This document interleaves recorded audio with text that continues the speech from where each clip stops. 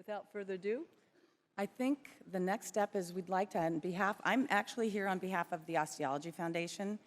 I'm one of the board members, and our president is here, and he'll be our first speaker, but I'd like to go ahead and show the video if we could. David, thank you. Hello, how are you doing? We are Osteology. We are sure you have heard about us.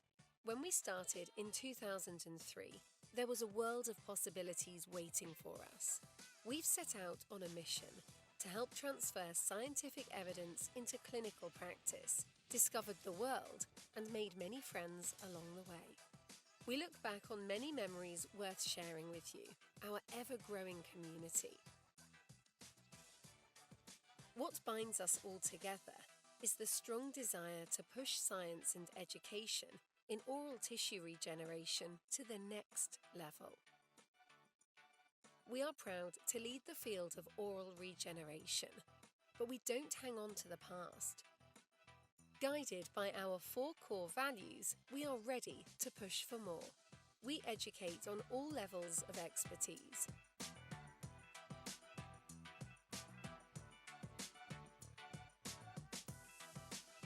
We drive research that inspires innovation.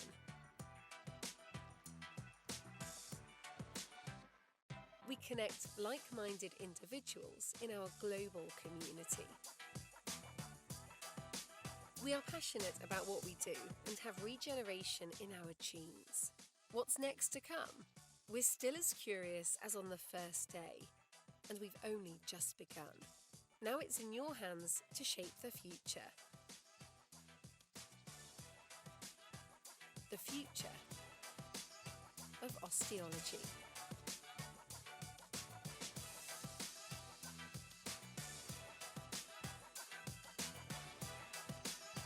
We are Osteology.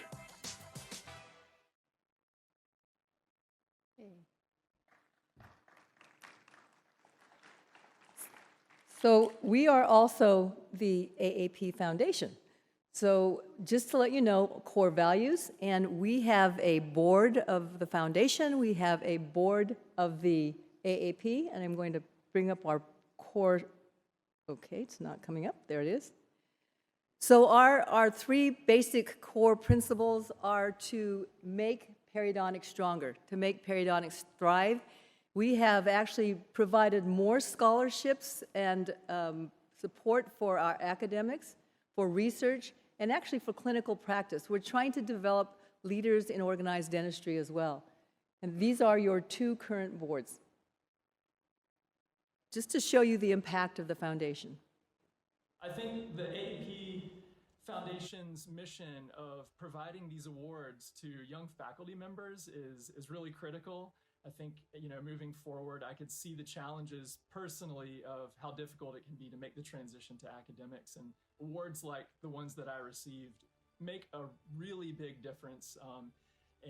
Again, I'm really fortunate to be an awardee, and I think overall the Foundation's mission of supporting education and research is really critical to our specialty and to our profession.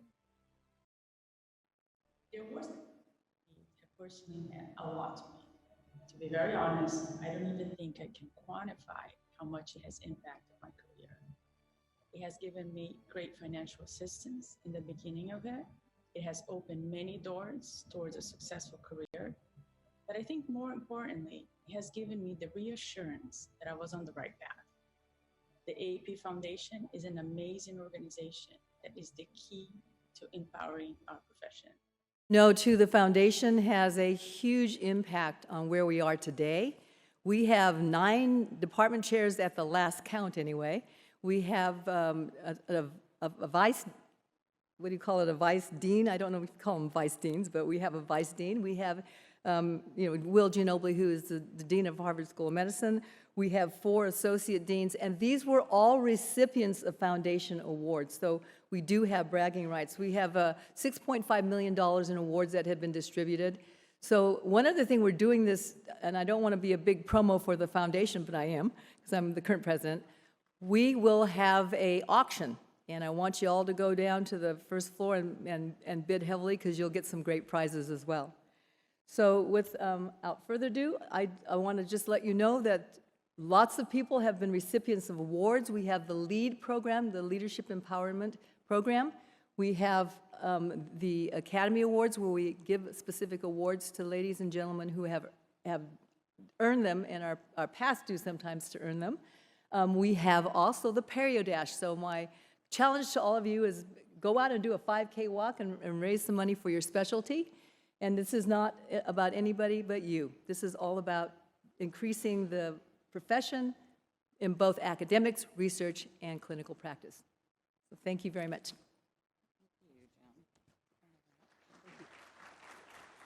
So I'm just going to talk a little bit about the Osteology Foundation, because I think most of you have heard of us by now, but perhaps some of you have not.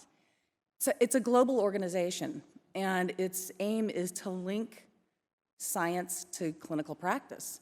That's really our goal, bridge that gap. And there's really 4 core values that we have. Oops, I should just go back and tell you what the core values are. But it's about regeneration. It's partnering in research. Millions of dollars have been funding research over the past 20 years. This is unique because it's in areas of oral tissue regeneration only. And this is really the only organization that we know that focuses on that. The education that you're receiving today is one of our top pillars. It's critical. Of course, the research comes out, but if people don't know about it, how do they get that information? It's disseminated through education. And finally, that global community, which I think is evidenced by our board. We have individuals from Australia, the UK, Switzerland, let's see, Germany, Budapest, and of course, our president, that's the tall one in the back, who will be our first speakers from Sweden. So we are really quite a global community. And this partnership, our collaboration that we've had with the AAP has been wonderful. We started these symposia in 2015, and they were a hit from the get-go. So we're happy to bring this 6th one here in Austin. Now, what's new is our National Osteology Group. These are small organizations, groups that have been established in different countries. You can see, in fact, we have 8 countries that now have these smaller groups.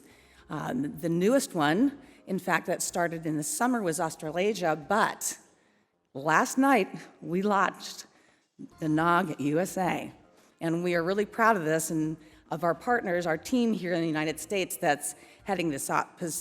Please stop by the booth, get the usa.osteology.org to sign up for that. And finally, I just want to say thank you to the AAP. Having very close ties with the AAP myself, being on this board and collaborating is a great marriage.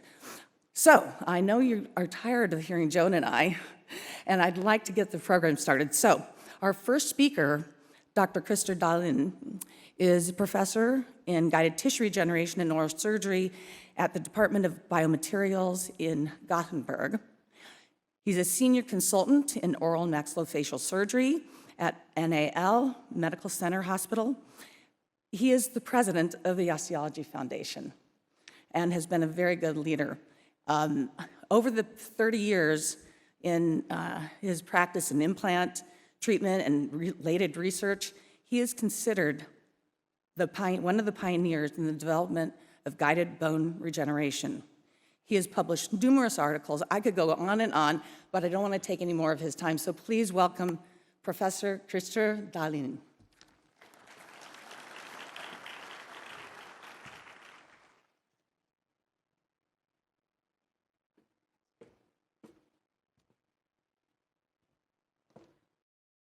Thank you, Pam, and thank you both organizations for inviting me to this session. As Pam mentioned, this is a quite successful collaboration that we have had for a number of years together with AAP.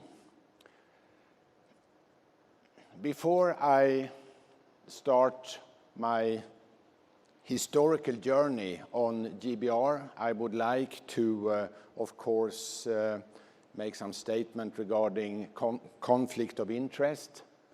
As you see, yes, I do receive some honorarias from some companies. I also receive some fundings from the government, and at the very end, yes, I am the president of Osteology Foundation. I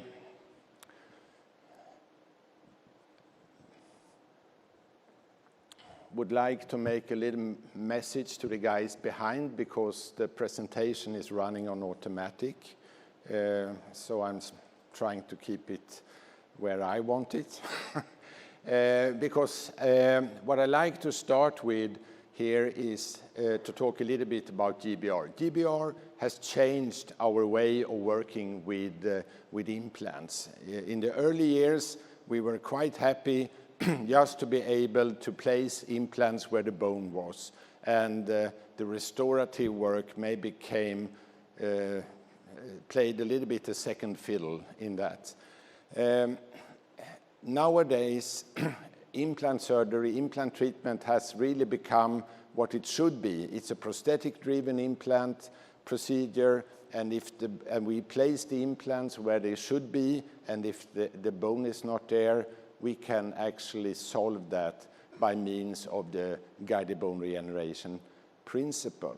And if we look at some numbers today, it is estimated that somewhere in the range of 22 million implant surgeries are performed annually on a global basis, and out of those, 3 to 4 million of these implant surgeries is in combination with GBR procedure. I'm still fighting with my presentation, guys, in the back. It lives a little bit its own life. In order to do this, I would like to talk a little bit about the history. The history of GBR actually started in the 70s due to, yeah, can you go, yeah. It's running by itself. Which slide do you want to start over from? We'll start over. I want Can to... you just tell us next slide? Yeah, okay. I want to have the previous one. Previous one? Yeah. Should I say next slide? Okay. Okay, that's fine. Because it actually originates from the periodontal field, because up to now in this, within the field of perio, as you are all quite well aware of, treatment was pretty much focused on stopping further progress of the disease. However, there were really no good, valuable treatment tools in order to re-establish the lost tissue. But due to pioneer works by especially the Professor Sture Nyman and Torkild Keiring, they discovered a new principle where a membrane were placed, sealing off the wound area, and by placing this barrier, they were able to repair the lost periodontal attachment, and it was eventually coined as the principle of guided tissue regeneration. And in the early days, they were using, and I will come back to that more in detail, EPTFE membranes. Next slide, please. At this time, I was a young dental student, actually, at the end of my dental school period. I attended a course in Imperio organized among several by Professor Sture Nyman, and he talked about his principle. and I was really fascinated. I was taken away by this, so I thought a lot about it, and a couple of weeks later I really took the courage to contact Professor Nyman and said, I listened to you, I think this is a super exciting principle and it must be applicable also for other types of tissue except teeth. And he said, I couldn't agree more, come down to Gothenburg, let's talk. And that is how it eventually started. So this very first paper that we did was also done in collaboration with Sture. What we used in this model here, because we wanted to look at bone formation.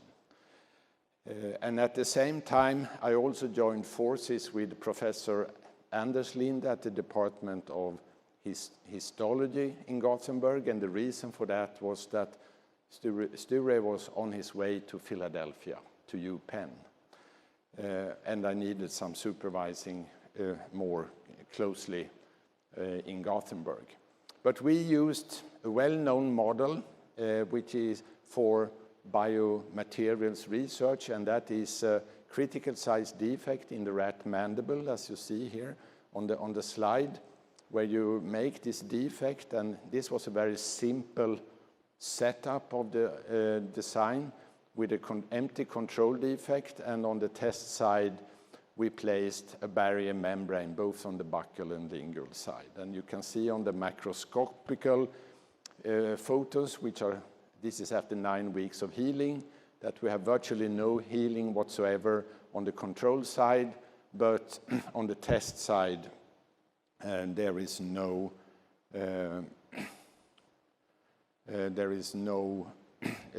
traces. It's a complete bone fill. It becomes even more clear when we look at the histology with the control on the upper picture, and the arrows indicates the original margins of the defect, and you can see that the majority of the defect is filled with scar tissue formation, soft tissue, while on the lower you see the placement of the membranes, buccally, lingually, and the defect within there is completely filled with new bone. And yes, this is one of the more exciting days, I would say, in the lab when we looked at those histological sections. Next slide, please. At the same time, in the late 80s, this was also the era where implant treatment really took off. And Gothenburg at this time period was very much, I would say, the center for the epicenter for the globe.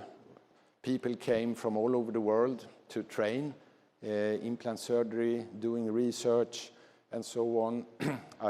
Especially at the Bronmark Clinic, I was working there myself at this point of time. And of course, the question came up because there were numerous of situations where we explored that there was a lack of bone.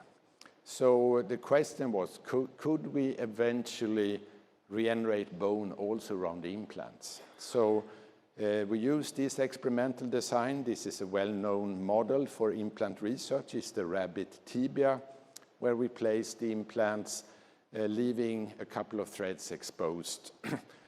Control and test again, and you see the membrane here in place. No space-filling materials at this point of the development. But again, when we look at the histology, we can see that, yes, we were actually able to regenerate bone that was also integrated with the implant in this model. So that eventually really, I would say,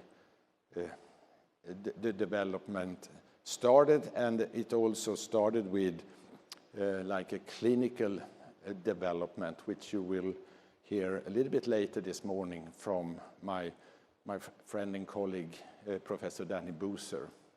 Next slide, please. At this point of time, when we studied the literature, there was a lot of discussion of what is the suitable membrane material. And we had some ideas in the beginning that it was very important with an optimal pore size of the membrane. That kind of has maybe shifted away a little bit. But we read in the literature 0.45 micron seems to be the optimal number for the pore size. And the next step, okay, what do we have? And when we looked in the literature, we noticed that EPTFE, expanded polar tetrafluoroethylene, is a very well-described biocompatible material with a long medical history in orthopedics, and maybe most importantly of all, also in open heart surgery, because you use it to kind of seal up if you have a leakage between the chambers in the heart. And still today, those surgical procedures are still performed with a Gore EPTFE membrane. Next slide, please. We started at this point of time to have a collaboration with the Gore company. That was, you know, the company that manufactured these types of implants. But the truth was in the beginning that there was really no suitable membrane with regard to this holy pore size that we thought about. The membranes for open heart surgery has a wider pore size, for instance. But actually there was one, and that was the one that we were using during the initial, I would say, proof of principle studies that had this 0.45 micron dimension. And that was eventually discovered because it was manufactured for a completely different application, namely for wire insulation, cable insulation of the electrical systems in the space shuttles, which is a little nice twist to the history, I think. Next slide, please. So eventually, during the work with the original principle of guided bone regeneration, we also collaborated, and certain important factors were discovered. The material needs to be biocompatible. We like to see a certain amount of integration with the adjacent tissues in order to create a stability of the membrane.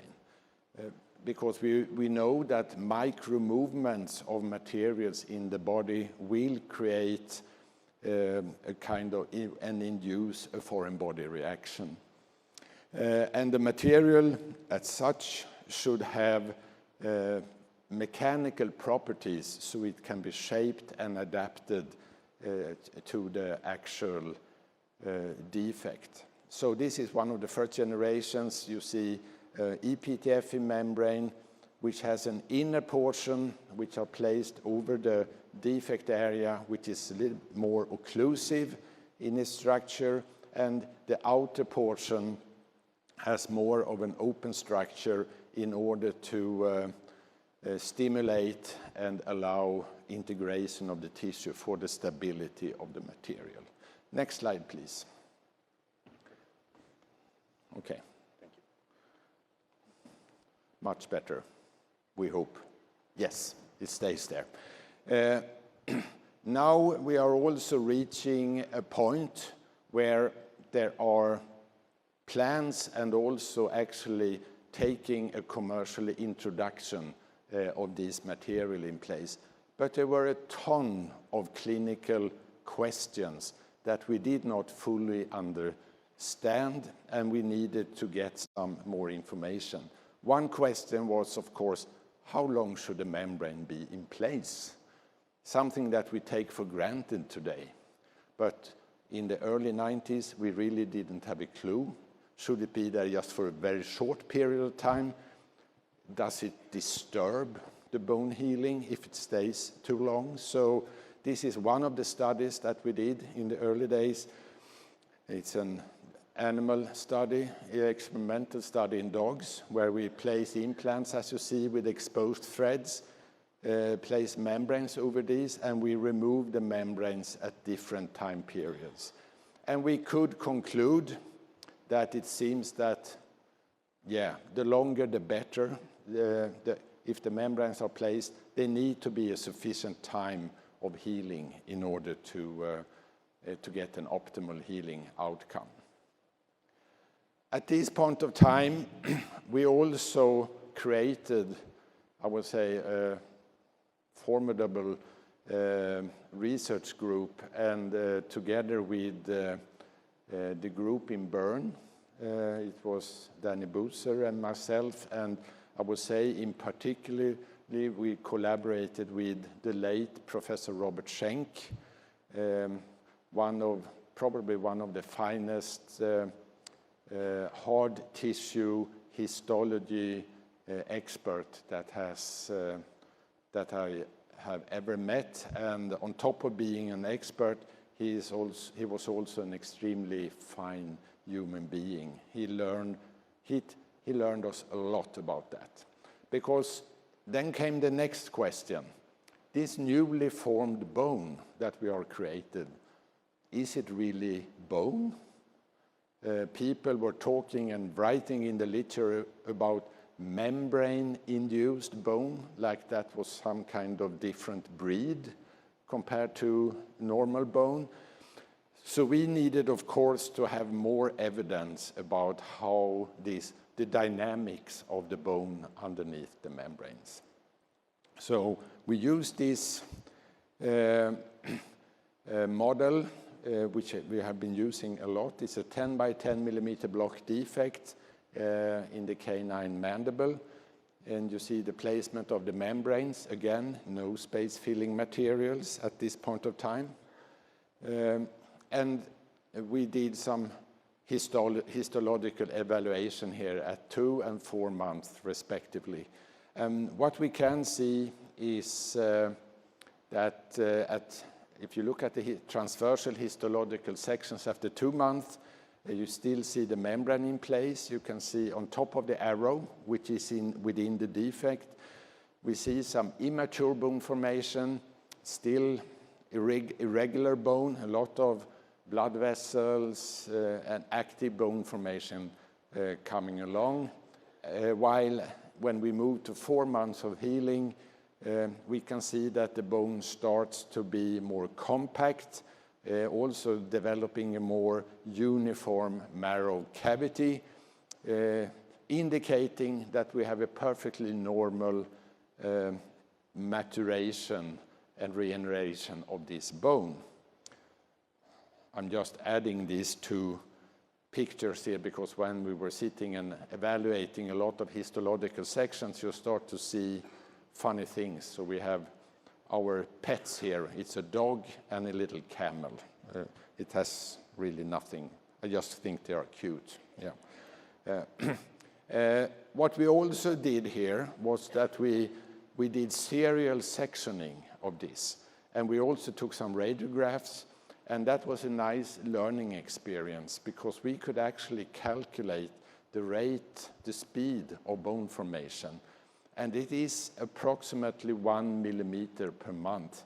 And even if this was in a dog model, I would say that it is something that you can transfer into the clinical situation. And I use it almost on a daily basis. Bone grows and remodels with a pretty constant rate, which is roughly 1 millimeter per month. It's a good tool when you talk to patients about healing periods, treatment periods, and so on. The next question that also arises, well, can this newly formed bone underneath the membrane also take the load of implants? So here we go for the next chapter in understanding the biology of guided bone regeneration. With Danny in the lead for this study. We did the same type of defect creation, membrane fixation, regenerating new bone, and then we placed implants. And as you see on this radiograph, we tried really to place the implants so they should be completely within the newly regenerated bone. And on top of that, after the healing period, we actually provided the animals with the suprastructures, and they were put into function for an additional 6 months prior to our evaluation that you see on the right here on the screen, where the arrows indicates the bottom of the defect. So all the bone growing along the implant surface here are, quote, membrane-created bone. And we can see how nicely the bone has matured and reacted also to clinical loading and clinical function. So important information from this study. We have also, over the years, tried to really push the principle and see how vertical, what are really the limitations when it comes to guided bone regeneration. So this is another example of an experimental study where we place implants from a flat bone surface protruding roughly 5 to 6 millimeter up from the flat bone surface. We place an EPTFE membrane here, which is also reinforced with a titanium. Still no graft material. We only made sure, because we really wanted to see what can we achieve with the basic principle of GBR. And we also, the only thing that we made sure was that we had a blood clot underneath the membrane. And already at this point of time, we understood the importance of a tension-free, very careful suturing on top of the membranes. I will come back to that at the end of my presentation. But you can also see, I think one of the things that we really need to handle in the clinical situation, and that is the significant soft tissue contraction that we have in the tissue during healing. It's quite expressed in this study. And when we evaluate this from a histological standpoint, you see at the test site, you see the dotted line here in both pictures are the basic, the bone level, the original bone level. And you can see that we have bone all the way up to the top underneath the membrane on the test side, while on the control side, the forces from the soft tissue has kind of reduced the available space for bone formation. And I think it becomes even more clearer if we take a look at this from a transversal standpoint, how the dimension, what we really can achieve. It's a catchy biological principle, isn't it? Going back to this vertical bone augmentation, I think from a clinical standpoint, it became clear that if you combined it with some type of bone filling materials underneath the membranes, you will have a more predictable result, and that is today, I would say, the standard of care. It's a little bit like 1 + 1 becomes 3 when we do this, and this is from a study, clinical study. We are evaluating both autogenous bone particles as well as solid bone blocks in this study. And you see the initial atrophic mandible. So here we are talking about vertical bone augmentation, maybe the biggest challenge in GBR. Once you come back after the healing period, if you have this view of this pale color of the membrane, you usually know that you are in for something good. So when we remove the membrane, you really see that we have a very nice regenerative outcome. And one thing that is, I would say, a little bit unique working with the EPTFE membranes is that you have virtually zero bone resorption underneath the membrane. Over time, if we look at the original principle, as you see on this schematic drawing here, we have always seen this very much as a race between different cell types, where the soft tissue seems to recover more rapidly during healing. So the idea of the principle is that by the placement of a membrane, we are creating a secluded space into which cells only from the surrounding bone can migrate. It's a very, in many ways, true and a very good principle to describe, but sometimes I have been thinking over the years, and maybe and also others, do we really know in detail how guided bone regeneration works? And if it's time for a little bit of reflection, at least I like to do it, as you see here on this photo. This is the archipelago on the Swedish west coast, a little bit north of Gothenburg. Good place to be, good place to think. And something that I was thinking about was outcomes from studies like this. This is a study where we are testing different types of biodegradable membranes, and we are doing it in conjunction here with some bone-filling materials. In this case, it is freeze-dried demineralized bone. Actually, the study is quite, I would say, well designed, because the freeze-dried bone doesn't here originate from human. It's actually, we manufactured, specially manufactured freeze-dried demineralized bone from canines for this particular study.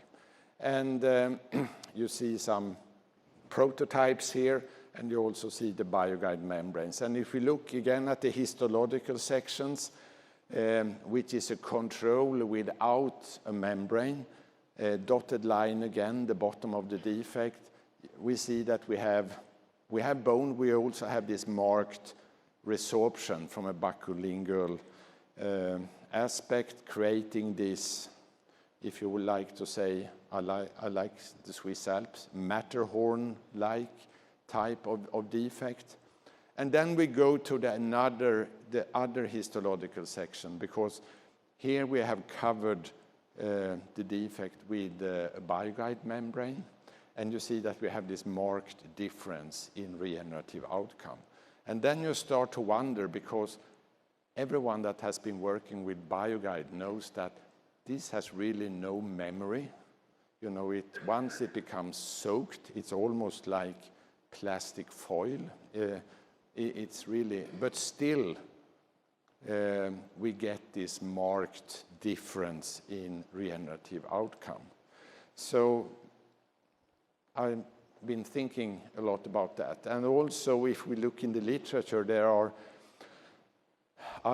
here's a paper from Taguchi and co-workers from 2005, conducting an experimental study, small defects in the rat maxilla, and they conclude that seems to be that the collagen membranes actually induce bone formation, and that the collagen fiber seems to actively participate in the osteogenic differentiation. And I think that was also further confirmed in a study that we did at our department in Gothenburg. And now we are also entering a new era research-wise, because up to now we have pretty much trusted histology as our evaluation tool. But now we have the introduction also of molecular techniques, which is far more sensitive to actually see how cells are reacting and interacting in conjunction with different biomaterials. In this study, we were actually, the priority here was to test the new type of bone substitute materials. But during the analysis, we could actually see, as you see in this schematic drawing, that there was a lot of activity associated with this collagen membrane. There were up and down regulations of different factors and so on. So we felt that, okay, let's take this one step further, because we had a little bit of background noise in the analysis due to the placement of the graft material. So we repeated this and made again a very simple model. This is a rat model, empty defect versus a defect with a membrane on top. And as you might see here, we are running very short healing periods. And the reason for that is that when you're in the hunt for mechanism, you should use relatively short healing periods, because that's when things are happening. So we actually retrieved the membrane, as you see in the middle picture here, and we also retrieved some bone from the defect site for further analysis. We did some detailed histomorphometric analysis, and interestingly, when we divided the defect into different compartments, is that we saw a significant high amount of bone formation directly underneath the membrane. But maybe the most interesting finding was when we started to analyze the membranes and the content within the membranes. And we could actually see that within the membranes, they were building up doses of some very common growth factors like BMP2, TGF-beta, FGF2 over time inside the membrane. So what we conclude a little bit, and the trend is now that we see a slightly novel role for the membranes during GBR, not only being this passive barrier, but also act as a, I would say, bioactive compartment, a little bit like a conductor in the healing process. And if we transfer this to the clinical situation, and I assume Danny will talk about this as well, because he has recently talked about that using this double layer technique with collagen membranes, and they report that they see a better regenerative outcome. And I think this is, from a clinical standpoint, very interesting. And for me, also from a biological standpoint, I think it makes sense if we take into account the role of the membranes. So the situation today is that we are basically working with two families. We have the biodegradable membranes, mostly the collagen membranes, which I would say probably covers about 85% of our daily clinical indications. But there are more severe situations where we need to have a non-resorbable membranes. Again, coming back to the problem with this extensive contraction of the soft tissue that we see during healing.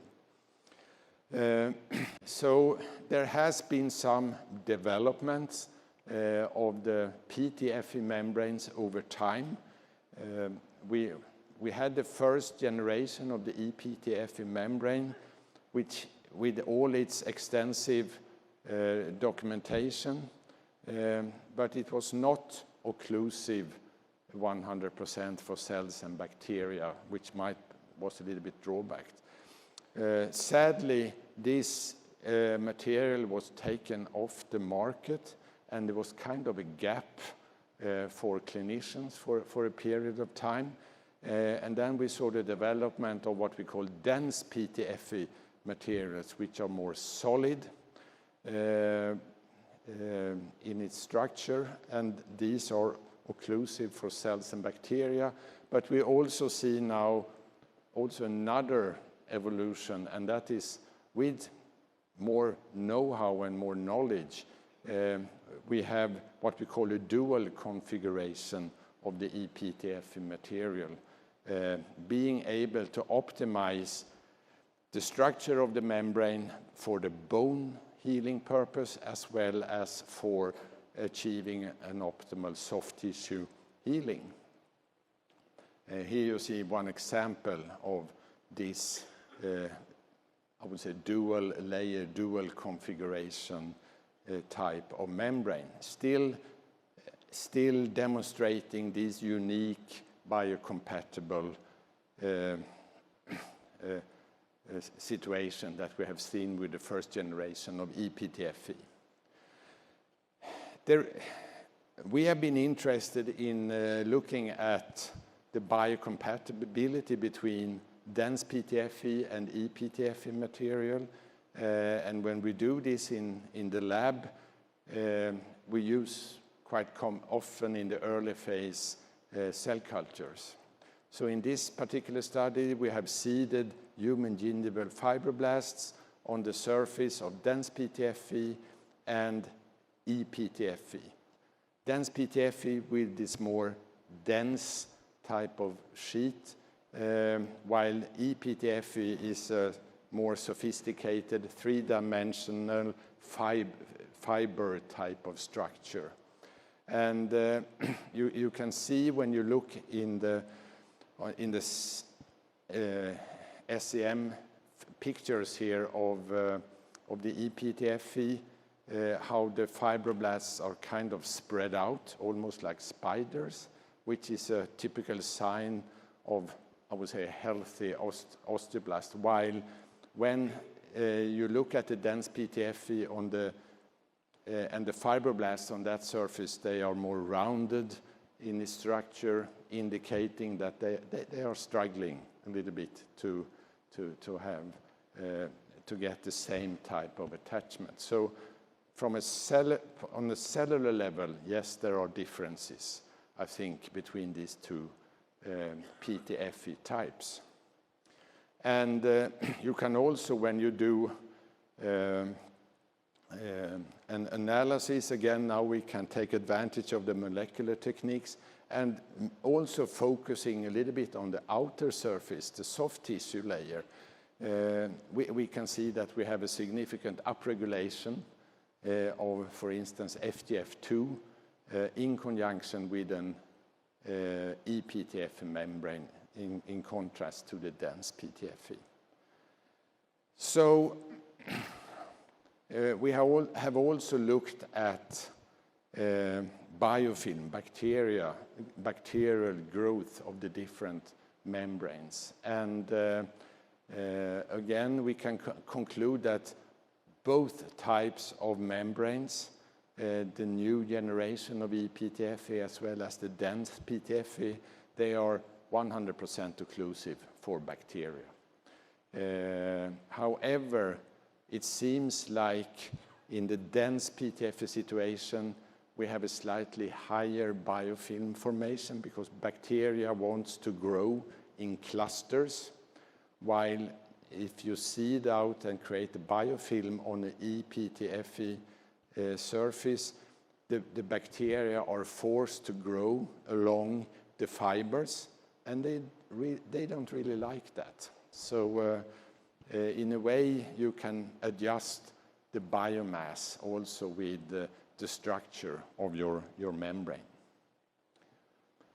So coming back to this situation, again, this is our clinical situation. We have these two groups, and how are we working with those? And which one should we use? I would like to illustrate this with this clinical case because I think it very much summarizes the situation. This is a patient with aplasia, lack of the lateral incisors. One side has a combination of a vertical and a horizontal atrophy of the maxilla. So that side is treated with an EPTF membrane, and on the other side, it's more a question of a horizontal augmentation only, as you see here, with the placement of a collagen membrane, which is also fixated, which have become important to do. Autogenous bone particles, I think, in combination with some BIOS, has been used in these two situations. And this has been allowed to heal for quite some time. I think this patient was traveling a little bit. But when we reopen, this is how it looks on the right side with the EPTF membrane. And you see that we have a very nice regenerative outcome. But we also have maybe not as much on the left side, but it's still good enough. And I think this very much summarizes the clinical situation. We do get a better regenerative outcome with the EPTF membrane. However, it is more technique sensitive. The biodegradable membranes, which are our workhorse, are more forgiving, more easy to handle, but maybe we are not reaching all the way that we do with an EPTF membrane. So this is the situation that we have to deal with and make our decisions as clinicians. So how are we going to be successful then? I really like to quote this work by Wang and Boyapati, which they call the PASS principle. You know, the principle of primary wound closure with tension-free sutures, angiogenesis, creating a space underneath the membrane, and have a stability of everything in the wound area. And I can illustrate this with a case which will come in the new textbook of oral maxillofacial surgery, published literally, I think, this week. And you see the principles here. Open up the flap, one extra tooth, at least on each side, the placement of the membrane, the use of some type of bone-filling material, mechanical stabilization of the membrane, and maybe most importantly of all, the tension-free suturing, primary wound closure in this area. And it's a little bit like a recipe, repeating, and it's exactly the same surgical principles regardless if you are using an EPTF membrane or a biodegradable membrane. Never compromise with this PASS principle. And when we open up after 1 year and you see this EPTF membrane there, the pale color, we like the pale color, so we remove it and you see that we have a very nice regenerative outcome. Placement of the implant, and that is also a little clinical tip. If you have a tooth loss, multiple tooth loss with a relatively narrow gap in the anterior region, don't squeeze in 2 implants. Instead, work with 1 good implant and a cantilever. And you can also see here the final result, and you also see the radiograph after 15 months in clinical function here. With very stable bone levels. And this, I think, one of the reasons for the stable bone levels here is that in this series of patients, there is a relatively long healing period, somewhere in the range to 10 to 12 months. So the bone is really ready and matured at the end. So it's been quite a journey, and the journey, I can tell you, is still ongoing. That's why we are all meeting here today. It started back in the late 80s with the discovery of this principle, and eventually the clinical introduction and the clinical development that we will hear more about shortly.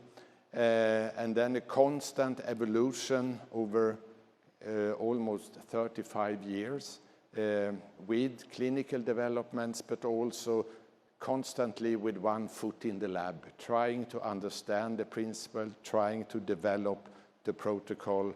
And still today, this is a very established clinical treatment model, and we talked about the numbers, 4 million GBR surgeries every year, and also from a scientific standpoint, this is the best documented regenerative methods for bone formation. If you look in the literature, it beats bone grafting and everything if you look into the literature. So it has been a fantastic journey, and I really invite you all to jump on this and continue to work with this also in the future. It's fascinating, it's a fascinating biological principle, and it has helped and will help so many patients also in the future. And with that, I really like to thank you all for coming and listening to this presentation. Thank you so much.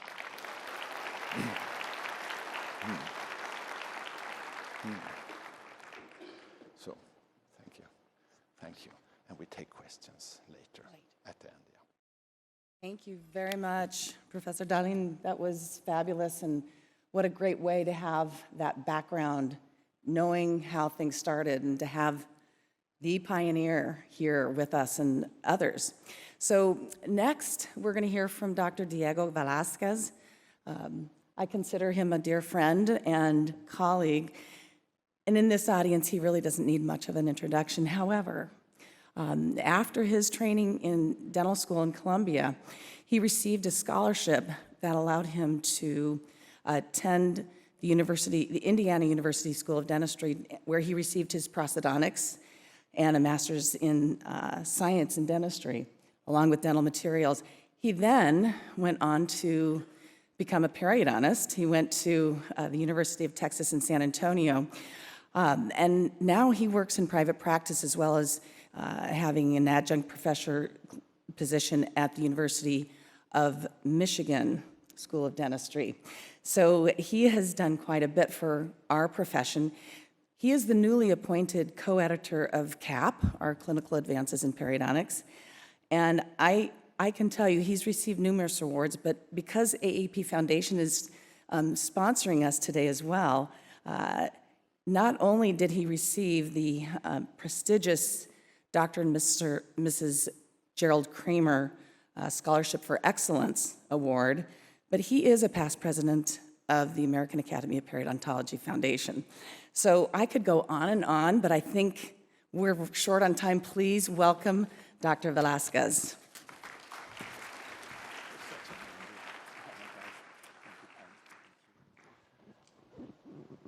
Okay, thank you, Pam, for that beautiful introduction. It's so special to me. And I just wanted to thank everyone involved with this symposium, just being able to be here sharing the podium with legends, people who have been following myself for years and trying to learn from what they've been doing. Just wanted to thank for the opportunity. I wanted to thank, of course, the American Academy of Periodontology, its foundation, which has been fundamental for us to advance the work that we do. Thank you, Joan, for leading us as well. Thank you, Pam, as well, for the collaboration with Osteology, and thank you, Heike, as well, for everything that you do behind the scenes. So with that said, we was asked we had to have this disclosure of non-conflict of interest, and I have nothing to disclose. I thought about putting that I'm sponsored by Colombian Coffee, Juan Valdez or something like that, but that's completely irrelevant to what we're going to be doing today. But with that said, I just wanted to get started with the presentation with a couple of slides that are going to frame this lecture. And basically, the way I'm seeing this is that we are still in that quest for the Holy Grail. The Holy Grail in the Christian tradition is that cup that was utilized during the Last Supper, a very special item in that tradition that for some reason or another, it became lost. The location is undisclosed. And that has created and inspired numerous works of literature. For instance, we have all the literature that goes around the Knights of the Arthur, the King Arthur and its court, the Knights of the Round Table.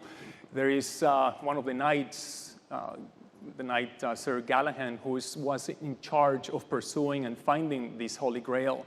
And of course, this has also inspired Hollywood with some of the movies we see Indiana Jones looking for that Holy Grail. And one of my favorites, we have Monty Python. I don't know if anybody in the audience follows Monty Python and their group, which I find fantastic. And they're still looking for that Holy Grail without much luck. But with that, I think our Holy Grail remains with what we're doing, with the mainly scenarios that we have when we are dealing with our patients on a daily basis when it comes to grafting, the alveolar socket preservation, and so on. So the topic of my presentation is geared towards addressing specifically the current status of socket management. And by the way, Gerardo, I don't know if you can hear me, the timer is not running. That would be helpful if we can run it just for time perception. Thank you. So we have current status of socket management. Thank you. That is the topic of the presentation. This is the outline. We're going to be discussing a background. We're going to be looking at biomaterials. We're going to be discussing therapeutics, and we're going to have some conclusive remarks. When we look at background, I like this because we start looking at background from 2 points of view. We're going to be seeing what belongs to hardware, which is hard tissues, bone.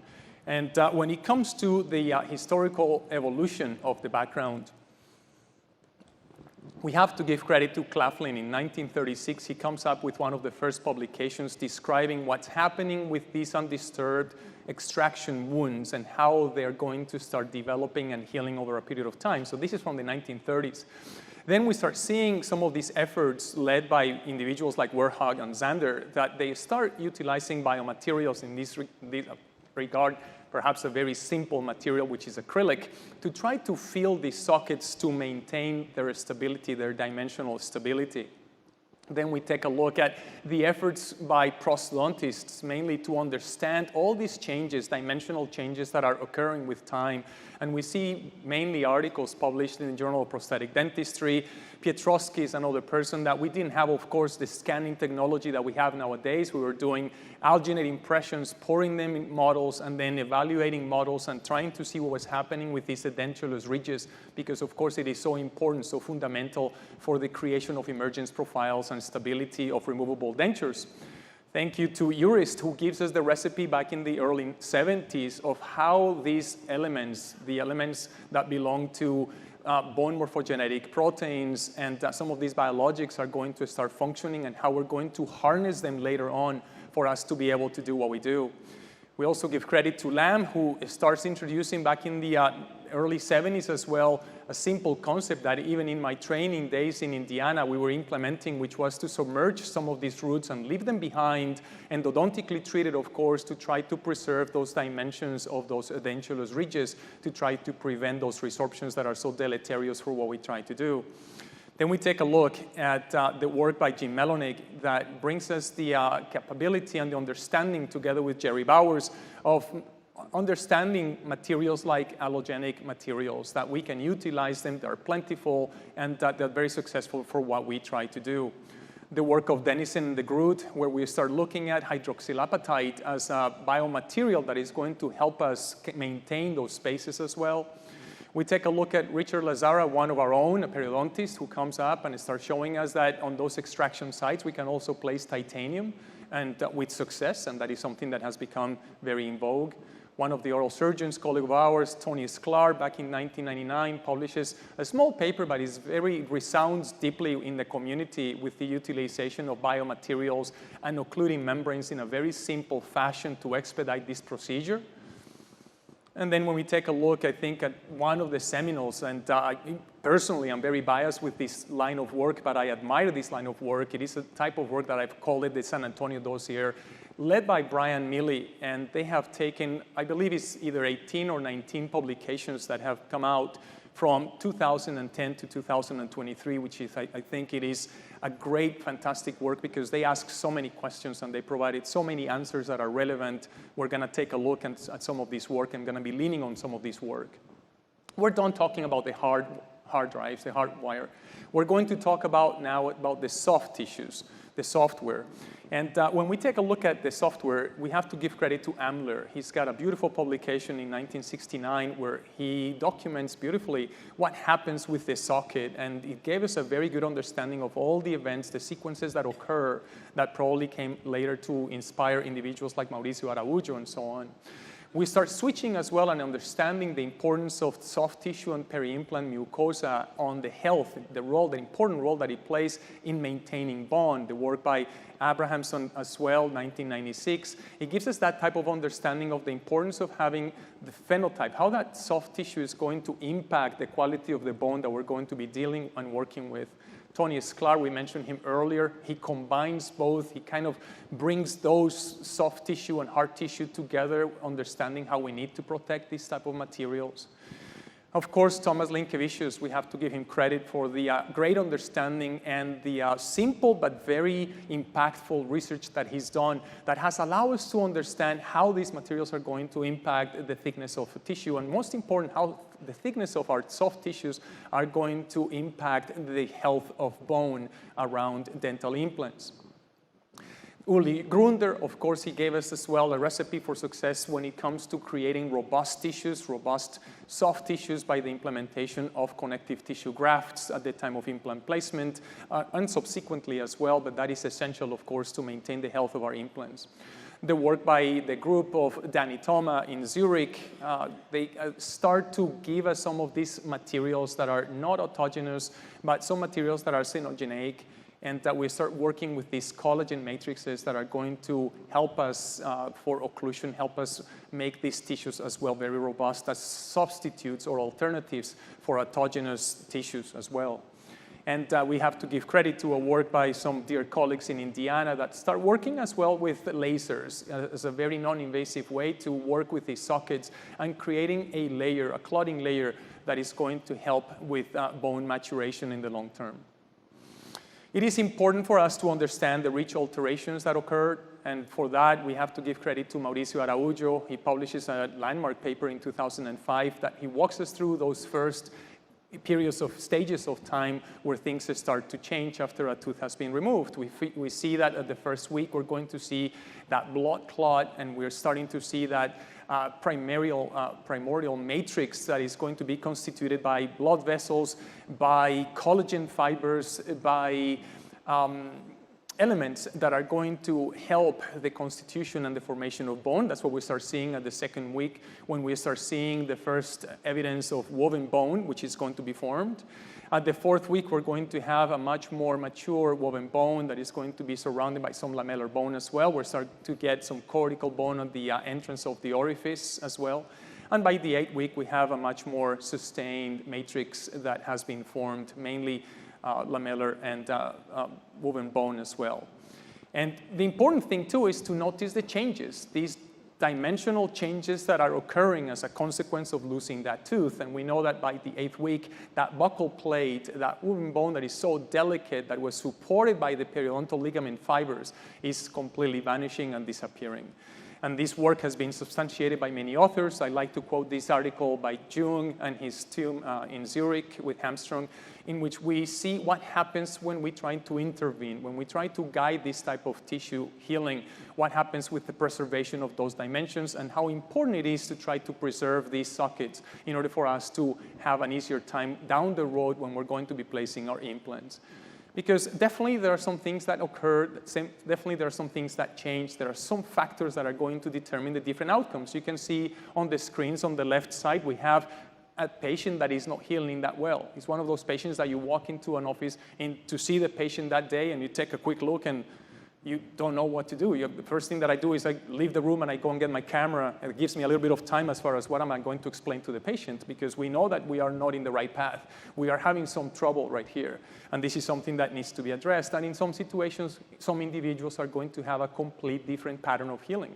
So there are some factor differentiation issues. For instance, and Christopher was mentioning that, we look at the space provision. We're going to look at that and disturbed wound healing maturation. We need to protect those wounds. And that goes hand in hand with the stability of the blood clot. We have to protect that blood clot as it heals. And of course, we understand that those early healing instances are key of utmost importance for us to get the result that we would like to obtain. Space provisional is critical. In the protection of the blood clot, of course, it all goes hand in hand for wound healing. When we take a look at biomaterials, I like to make reference to the evidence that we have from the literature. And when we take a look at the hierarchical order of the literature, we know that at the top of this pyramid, we have issues like, for instance, the Cochrane systematic reviews and other systematic reviews and meta-analysis that are at the top of the hierarchy that are fantastic sources of information. They give us a lot of primary sources, of course, and they give us some comparisons of what is available in the literature. There are a couple of literature reviews that I would like to share with you that I think are worth your time reading, and all of them are focused on trying to bring this information up to date. And some of them are classics. I consider a classic literature, for instance, the one by Gustavo Avila, published in 2014, that compile of this information. They're amazing works, pieces of work that allow us to understand a specific topic. However, we deal with issues basically because of the homogeneous nature, actually the heterogeneous nature of the data that we collect. And when we take a look and break down some of these reviews, you are aware of the amazing amount of factors that are involved that are going to be, they need a special attention. In other words, some of these articles, some of these publications are being put together, and there are so many discrepancies that it's very hard to create a uniform consensus when you're evaluating the literature. Just because there are issues, for instance, whether the patient was taking antibiotics before or after, whether primary closure was obtained, who was performing the procedure, were they including patients who smoke. There are so many disparities that make the comparison of this data very challenging. So there are some things that are, of course, elusive for us to create and come up with conclusions. Classification systems, when we're talking about extraction sockets and bone morphology, I think classification systems are vital for us to communicate. They're great communication tools. I like this one by Larissa Steigman and some other collaborators in Michigan.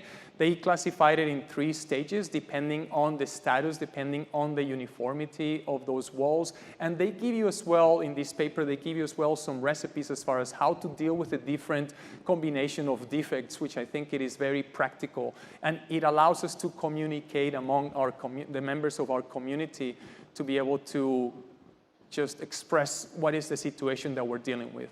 What are the targets that we are pursuing when we're dealing with alveolar ridge preservation? The first one, primary closure of some sort. Graft containment is also of utmost importance. And when you take a look at some of the essentials, one of the first essentials is that atraumatic extraction. For that atraumatic extraction, we have to take our time, for instance, to release those interproximal contacts so we can gently rotate these teeth before they're going to be removed. We're going to have to section them. So once we're able to remove those teeth, we're going to be able to preserve the structures, not only the hard tissues, but also the soft tissues that are ingrained.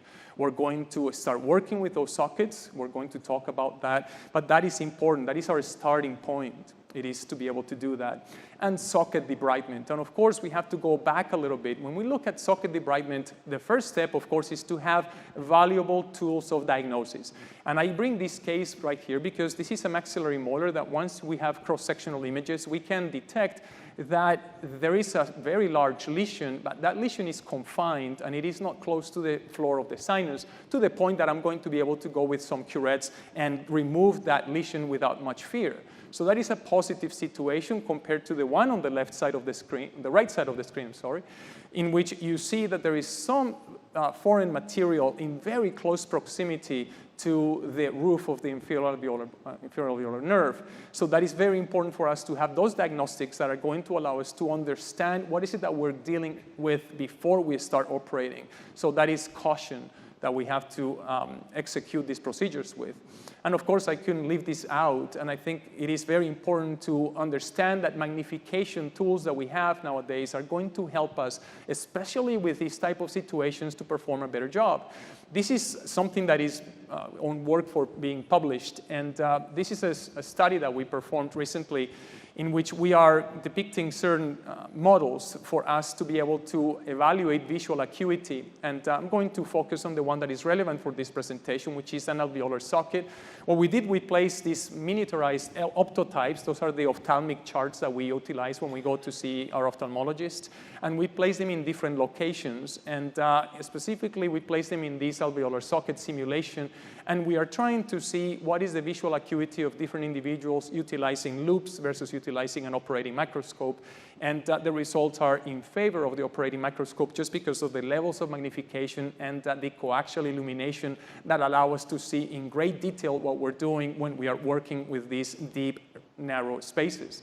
And for instance, allows us to identify structures. This is a sinus floor that you can see the membrane, the Schneeridian membrane is exposed at the apex of that socket with illumination. You can depict it, you can differentiate it, you can see the bluish element to that membrane instead of pursuing that and perhaps inadvertently create a perforation. Very happy to see another paper being published, hopefully soon, by Janet Salucha and Dr. Benyapa Sirinirund, in which they compare the utilization of loops versus the microscope in vivo with patients and trying to see how efficient individuals were going to be removing granulation tissue that was left behind after extractions of these lesions. And the data seems to support and favor the utilization of the operating microscope, allowing us to see in much more better detail and with better illumination as well, which is key for us to be able to see that. And they take it to another level, understanding the physiology and the healing utilizing technology, which is very promising, like ultrasound technology, comparing that ultrasound technology to CTC scans as well, to be able to see the healing of these structures, which is, of course, of importance for us to see how these sockets are going to be healing. And again, once we have good visualization, we're going to be able to clean these sockets up properly, remove this granulation tissue, which I think we all love to do that, and especially the sucking sound of the suction system is something that if we don't like it, we are in the wrong business perhaps. But this is something that is exciting when we remove these granulation lesions. And of course, this is important. Not only is it important because it is going to create a much healthier environment, especially if we're going to be placing implants immediately. So in some situations, these lesions are hiding. We have dealt with some of these lesions that create some they damage the bone laterally at the apex of these sockets, and it is not unusual for us to go with instruments that are going to allow us to recreate different anatomy, modify the anatomy, the internal anatomy of these sockets in order to be able to get access to these lesions and make sure that we are leaving behind a clean socket. In this video, you can identify that there is a large lesion that is already creating some lateral componentry, and it is very challenging to get to that wall, to the apex of that lateral wall. So you're going to see in this video, I'm going to go with a handpiece and a diamond, very long diamond burr. I'm going to remove some of that wall that is going to remove, so to speak, the roof of that deformity of the bone, and it is going to allow me to get access to that lesion and completely remove it, which is our goal. Especially as you see in that video, our goal was to place an implant immediately after the extraction. So that's valuable information. And of course, when we're working with molars, it happens as well. Sometimes we have to remove the septa that is dividing these individual sockets for us to be able to get access to that floor. As you can see on this video, we're working with a molar. And in this situation, we have a lesion that is just ingrained, that is just tangled underneath the septa. We're going to remove the septa so we have much better access, and we're going to be able to remove all that junk that is left behind. That is essential for us to remove that in order to create a healthier environment that hopefully is going to be much more conducive for us to heal, help assist for the healing of that socket. That's mainly what we're going to be doing there. Now, when we take a look at side fillers, we're going to start looking at some of these biomaterials. And the first one that we're going to look at, we have data, is the autografts. And when we take a look at the autografts, we're going to see that most of the time we're going to see, after a period of 6 months of healing, we're going to see about 45% of bone, of vital bone in these sockets. When we compare that to an allograft after a little longer than 6 months, we're going to see very similar values with a vital bone, of course, 45%. And then we start looking on these tables, another component, which is the residual graft. And we have about, in this situation, about 13%, which is not unusual for this allograft situation. When we take a look at xenografts, those xenografts, we're going to have about 36% of vital bone, and consequently, we're going to see much more residual graft componentry. This is after about 18 to 20 weeks. And this is something that we have vision. We have been following up, and we know that that occurs. We've been able to do refined work after some of this research that we've been doing in private network settings. And this work was published led by my friend Todd Shire back in 2016, in which we understood a little bit better what was happening with these sockets, what was happening with the physiology, with the healing, and understanding that when we're working with these xenografts, we still have these functional units that are going to be equipped with all the ingredients necessary for us to regenerate these sockets. When we take a look at a mixture, and I think it is very common as well to have mixtures of bone in this situation. Freeze-dried bone, mineralized, is being combined with the mineralized freeze-dried bone, and you're going to see a vital bone percentage of 36%.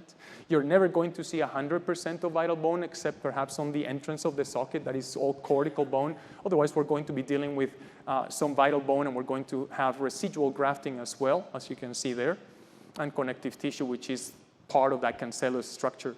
We're going to see another combination between cortical and cancellous bone. Some of you prefer that type of combination. You like that combination either because of your clinical experience, mentors, people at the podium who have suggested that. It works good in your hands. Again, you're going to see perhaps much less vital bone when you have that combination, and then you have residual graft on those numbers, high amount of connective tissue after 18 to 20 weeks. All of this, again, most of this information comes from the work of Brian Milley, who was, again, asking some very relevant questions and giving us some of these answers of these different combinations of materials and so on. When we take a look at alloplast's calcium sulfate, we're going to have, similar to vital bone as that we saw with autogenous bone, about 45%. And this is, very quickly, this is about 3 months afterwards. And of course, we're going to consider placing titanium in some of these sockets. And when we are working with titanium on some of these sockets, we're going to be placing our bone. That's what I like to do. I like to place my bone before I'm placing the implant. That way I get a much better contact between this graft material and the implant. So this is something that I've gotten accustomed to do. And then once I have filled the socket on that buccal aspect, then I'm going to be placing my implant towards the palatal position that is prosthetically driven, the most adequate place for the implant placement. We take a look at biologic modifiers as well, which is very important to see the biologic agents. And for that, I have to quote Fernando Suarez Lopez. He led the group of one of the best evidence consensus, the most recent one led by the American Academy of Periodontology. And I'll read it to you. In general, selected investigations failed to demonstrate superior outcomes in association with the use of biologics when compared with conventional approaches. There are some advantages that seem to be significant from a statistical point of view. But when it comes to perhaps that clinical application, it doesn't seem to be any factor of superiority.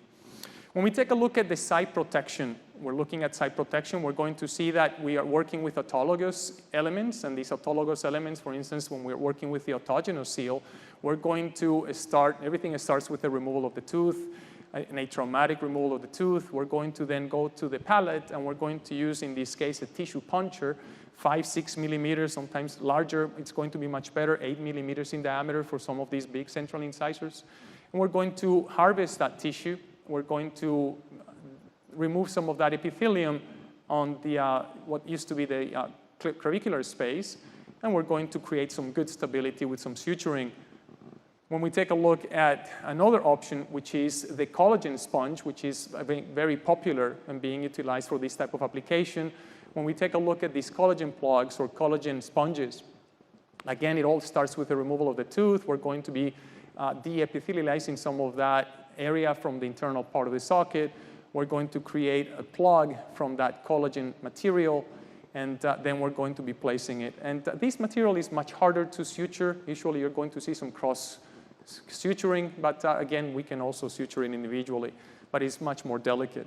When you take a look at some other materials like resorbable barriers are very popular to be utilized. We're going to tack them. You're going to be able to protect that grafting material with these resorbable barriers.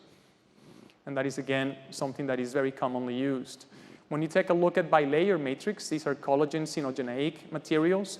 Again, it always starts with the removal of the tooth. We're going to be placing our graft material, and then we're going to be placing this element. I like this element. I'm biased with this element just because it has this bilayer of collagen. It has something that is much more resistant, much more amenable for suturing, and it is a lot easier to do and much more predictable. Those sutures are going to stay at least for the first 2 weeks for that material. And you take a look at non-resorbable barriers, and this is something that Krister was talking and illustrating beautifully. We're going to start with the removal of the tooth. We're going to place our grafting material. And once we place our grafting material, we're going to be placing these materials, these dense barriers, non-resorbable barriers. Dense barriers have become a choice in my practice as well. And there are several reasons. One of them is that they are suturable, as you can see that. We can place sutures. They're very resistant as well. And they provide that stability. Or you can just crisscross your sutures and pass them on top of the soft tissues, just engaging the soft tissues alone to create some stability. And then we can remove those sutures, usually a week afterwards, 2 weeks afterwards. And then those membranes are easily removed as well. And then it's nice is because it gives some time, it creates a nice protective layer of soft tissue after 3-4 weeks. Some of those advantages, as I was mentioning, is that these materials have low porosity, and that low porosity is going to occlude some of these bacteria to prevent it from invading these spaces. It is non-resorbable, and as I mentioned, it is going to, as well, is going to help preserving some of the mucogingival architecture. We're going to be tucking that together, and it is going to obviate the positioning of tissues that can create some issues, as we're going to see later on the presentation. And it is also easy to suture. If you wanted to suture to the material and just fixate it, just for peace of mind, that it's not going to come out on its own, you can also do that as well. And it is easy removal. You have that time stamp in this video, and you can see that it is removable in about 5 seconds. They are very friendly in that regard. You can remove them in less than 5 seconds. Easy removable. And you take a look at plasma concentrates that have become very popular. I think there is a place for that as another alternative. When you take a look at therapeutics, some of the issues that we've been having as well is that initially when I was starting my training, our goal was to create primary closure. And primary closure has some issues because we're going to be displacing some of these structures. We're going to be perhaps creating some problems down the road. As you can see there, we have the malpositioning now of a frenulum. We can also leave some scars with some of these vertical incisions as well. So perhaps it's something that we try to avoid. And again, just try to look for those materials that are going to protect that graft and are going to recreate and are going to preserve those profiles, those soft tissue profiles. And we have the material that allows us to do that. For instance, in this patient, central incisor is removed. We're going to be using a non-resorbable membrane, a barrier, and that is going to give us a much better outcome as far as the stability of that bone and the protection of that bone and the contours as well. We have tried to work with some of these collagen sponges, and some of the disadvantages of these collagen sponges is that they disappear really quickly. They are not that stable. They're very hard to suture. We've attempted to suture them. This is all work. I was using some of materials that I don't use nowadays, but they are not going to be stable. They're going to disappear, and I think that is a big disadvantage because we can end up with situations like this that are going to set us behind. They're going to be a setback for us as far as the contours, as far as the bone profile, as far as maintaining a healthy environment. It is going to be challenging. We have materials, biomaterials that are much more predictable for us to manage. They're going to be much more predictable for us to maintain in these areas that are going to help us with that stability of these tissues. A few cases, for instance, this is a fracture of this lateral incisor. This lateral incisor was removed, and we had to elevate a flap just to get access to the damage that had occurred with the bone.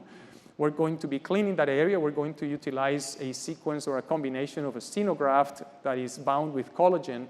We're going to be placing a collagen resorbable membrane to protect that area as well. And we're going to be sealing the occlusal part with one of these bilayer collagen materials in order to prevent the manipulation of tissues, the coronal disposition and displacement of these barriers, or these tissues, I should say. And this is the sequence of events. You're going to be following at 4 weeks, at 3 months. At 9 months, the implant has been placed, and this is a 7-year follow-up for this patient. So there is some value with these principles as far as the manipulation of tissues.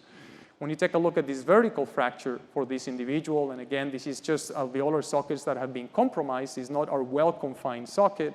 We're going to identify the etiological factor. We're going to remove the tooth. We're going to be preparing that site. We're going to place our grafting material. We're going to be dealing with the protection of that grafting material.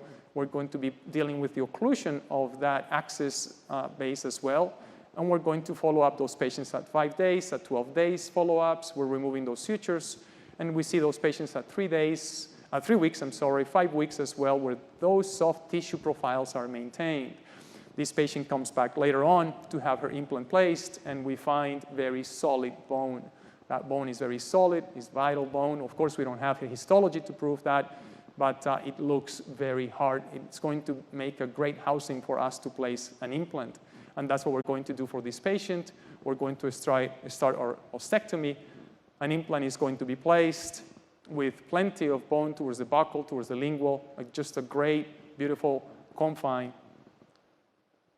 that is going to allow for the replacement of that tooth. Patients are not coming to see us because they want to grow bone. They are coming to see us because they want to have their teeth replaced, and we need to meet those objectives on a predictable fashion, and these biomaterials allow us to do that without many setbacks.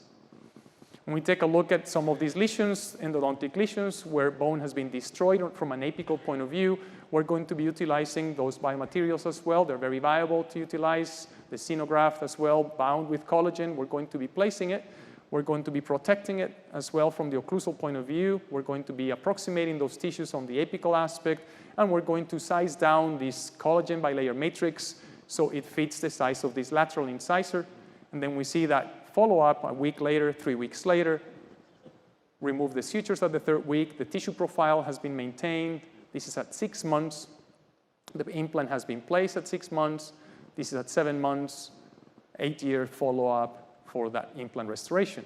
And we observe that some of these materials are much more amenable for fibroblast interaction, for angiogenesis interaction.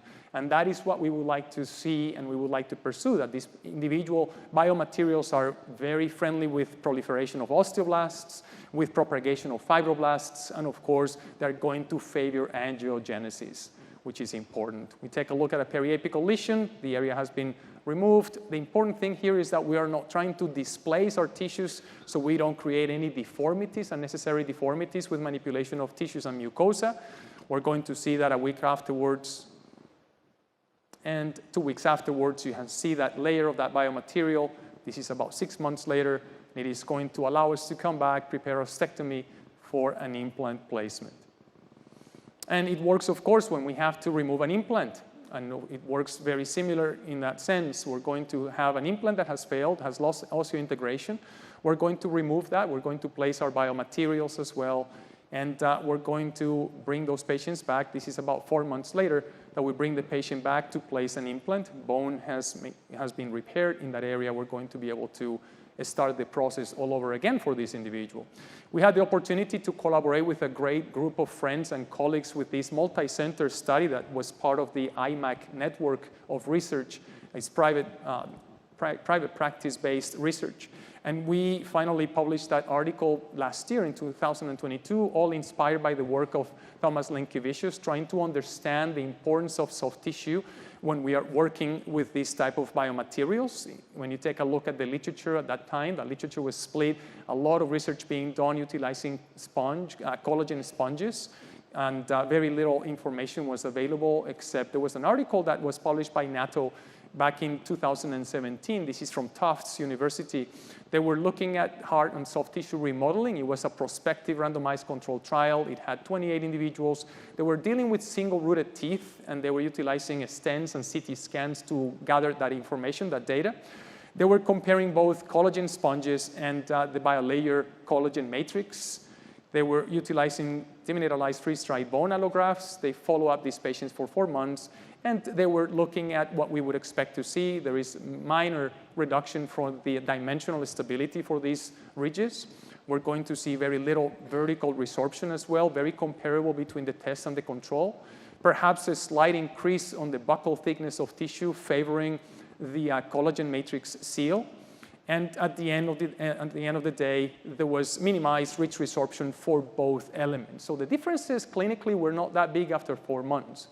So in our study, we were recruiting 25 individuals that were going to receive biomaterials, a xenograft, and a bilayer collagen matrix.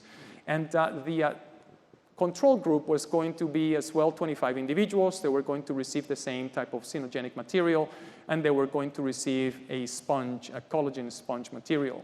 We were able to follow these patients, and we followed those patients at baseline, of course. We were documenting at the 3rd day, very early healing, which was exciting as a clinician to see, bring these patients back to see what was happening with these materials.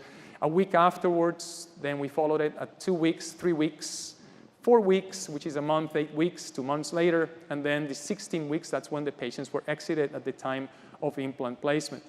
And at the time of implant placement, this is what we did. We were able to create an ostectomy, but that ostectomy, we were going to be, first of all, we're going to be making some measurements of soft tissue. We used some tissue punchers to measure the depth of those tissues, the thickness of those tissues surrounding that area that we were working on. We marked these with some indexes in order to measure that outside of the mouth. And once we were done with that part, we were going to utilize trephine to get a core. And these trephines, these core samples were taken for us to be able to examine what was happening with this tissue, both the soft tissue component and the hard tissue componentry, as you can see there. And once we were able to get our core, then the stectomy continued to be prepared, the implant was placed, and that was the completion of this study. We were able to gain data. We were looking at the scores, and we were looking at biomaterial integrity, whether the material was surviving these first events, these first weeks, when we stopped seeing these materials. And also we were looking at the presence of this graft, the particle, because it is also telling us how successful we've been able to protect these particles. And we were scoring that. I remember with Dr. Chris Richardson, he was part of the blind examiner. He was the only blind examiner for these tests. We were looking also at soft tissue profiles, as well as how that soft tissue architecture was being maintained. We looked at all these photographs that were taken by the different centers, and that we were analyzing data that way at 3 weeks and so on, at every stage of the procedures. And of course, we were dealing with some of these that were not that successful. We were able to have the samples evaluated. Mauricio Araujo gave us a hand as well, looking at the histology for this paper. And the conclusions of that research was that A, soft tissue closure at 8 weeks. It is what's going to happen. We're going to have soft tissue closure at 8 weeks with both materials. The bone grafts contained longer in the test group. In other words, we believe that those bone graft particles were better protected by the bilayer collagen material. There were less contour disruption at 4 weeks. That's when we started to see that better show. And at implant placement, there was no difference between the contour or the tissue thickness of both samples. That's what we learned from that article. And another colleague of ours, Dr. Morelli, Thiago Morelli, he was doing some research in North Carolina as well, utilizing some of this subtraction technology, where we are starting to understand and having some of these technological tools that allow us to create superimpositions to verify and understand a little bit better what is happening with soft tissue dimensions. I think that is very valuable. We're going to wrap this presentation with some conclusive remarks. When we take a look at biomaterials, we have to ask that question. Are all biomaterials the same? And I'd like to see, and I'd like to know that, of course not. Some of these materials are not the same. For instance, when we're working with resorbable membranes, there are so many sources of collagen, the way that collagen barriers are processed, the way that these biomaterials are going to be manufactured is going to make a difference as far as the quality, the manipulation, how we can work with these type of biomaterials. They're going to be different. I love to see the research by Christer and what he's been doing. I started following this research since his first publications in 2016, and he eloquently was explaining about the next phase, where we are taking all these molecular technology and trying to understand how these molecules are interacting within each other and what pivotal play these membranes are playing in these healing events. And I think that is very important for us to understand that these barriers are not inert barriers. These barriers are creating and are manipulating, are orchestrating a symphony of events that are going to end up with a manipulation of healing and how we're going to end up with different outcomes. Another important factor when we are looking at this topic is that time plays an important role. And I'd like to quote this paper again by the group of Brian Milley, where they were looking at a combination of bone. I believe this was mineralized bone and demineralized bone. It was a combination, 30–70% of grafting material. At 4 months, you're going to see about 31% of bone, vital bone in these sockets. Once you wait about 12 months, that is going to go up higher, 51% at 12 months. You can probably make a conclusion that, yes, of course, vital bone is going to increase, but also you can see that the residual graft remains, and this is working with some autogenous bone, an allograft bone, allogeneic bone material.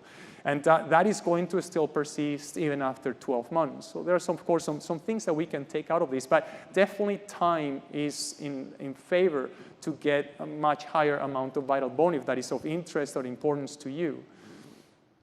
Of course, we have to also understand that when we are doing research, something that is very important perhaps is to look at data, because when we take a look at data, we start understanding the standard deviations. And standard deviations, when we start looking at those standard deviations, is when we really get a grasp of how variable these results are going to be. For instance, in some of these studies, you can see that, yes, you're going to have perhaps a variability range as high as, for instance, in this procedure, you take a look at, you have a vital bone of 45%, but in some individuals, the vital bone was as high as 82%, and it was as low as 12% when you take a look at the raw data of some of these studies.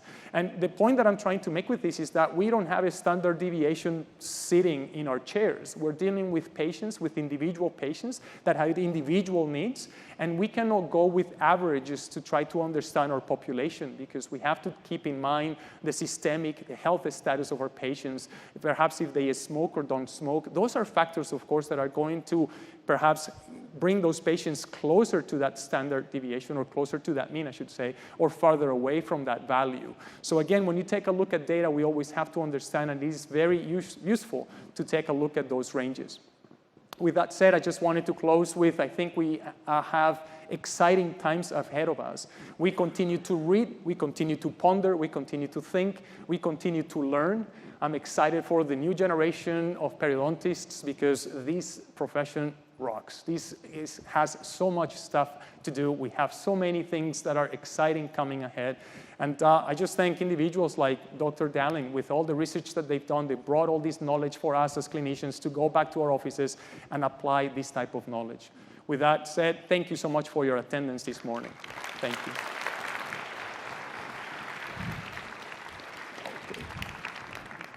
Okay. Thank you so much. We are running a little behind, so we're going to take a break. And if everybody could be back here, can we say less than 15 minutes? We're going to start right at 10:10 because we've got a full day, and we would like to get a Q&A in if possible. So we congratulate our two speakers for giving us wonderful presentations and giving us some guidelines, and we look forward to the next half. So back here at 10:10. Well, welcome back to the second half of our Osteology AAPF Foundation meeting. So this afternoon, or it's still morning, I guess, we have somebody who's speaking next who really needs no introduction. Dr. Boozer is one of the most experienced international implantologists, implant surgeons. He's got over 35 plus years of experience, and if anybody of you have ever placed an implant, you know the name Dr. Daniel Boozer.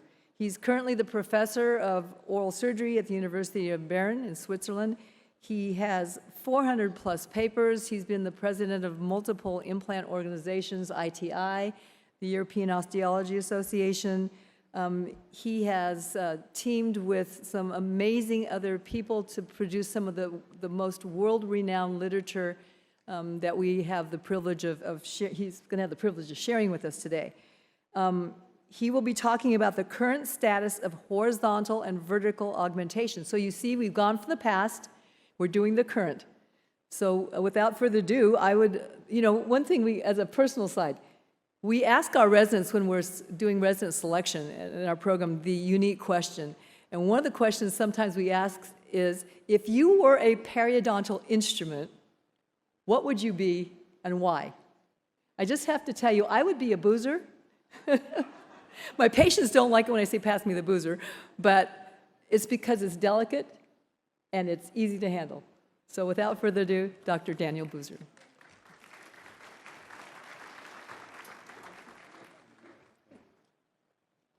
Okay. Good morning, or let's say good lunchtime. What a pleasure to be on this podium and to follow these two exceptional presentations we had already. And I'll try now to keep up with the quality of the previous speakers. Now, you see on my title that I took the liberty to change it a little bit, because I'm not an expert on vertical ridge augmentation, and I tell you frankly, I don't like to talk about stuff I have not been doing on a routine basis. So my main topic is horizontal bone augmentation, but on the other hand, I show you the development of 35 years, all the progress we have made from a clinical point of view, and how today we achieve excellent outcomes with good long-term stability. Also, the statement of conflict of interest. I receive honoraria. You see the main groups, 2 foundations, 2 companies.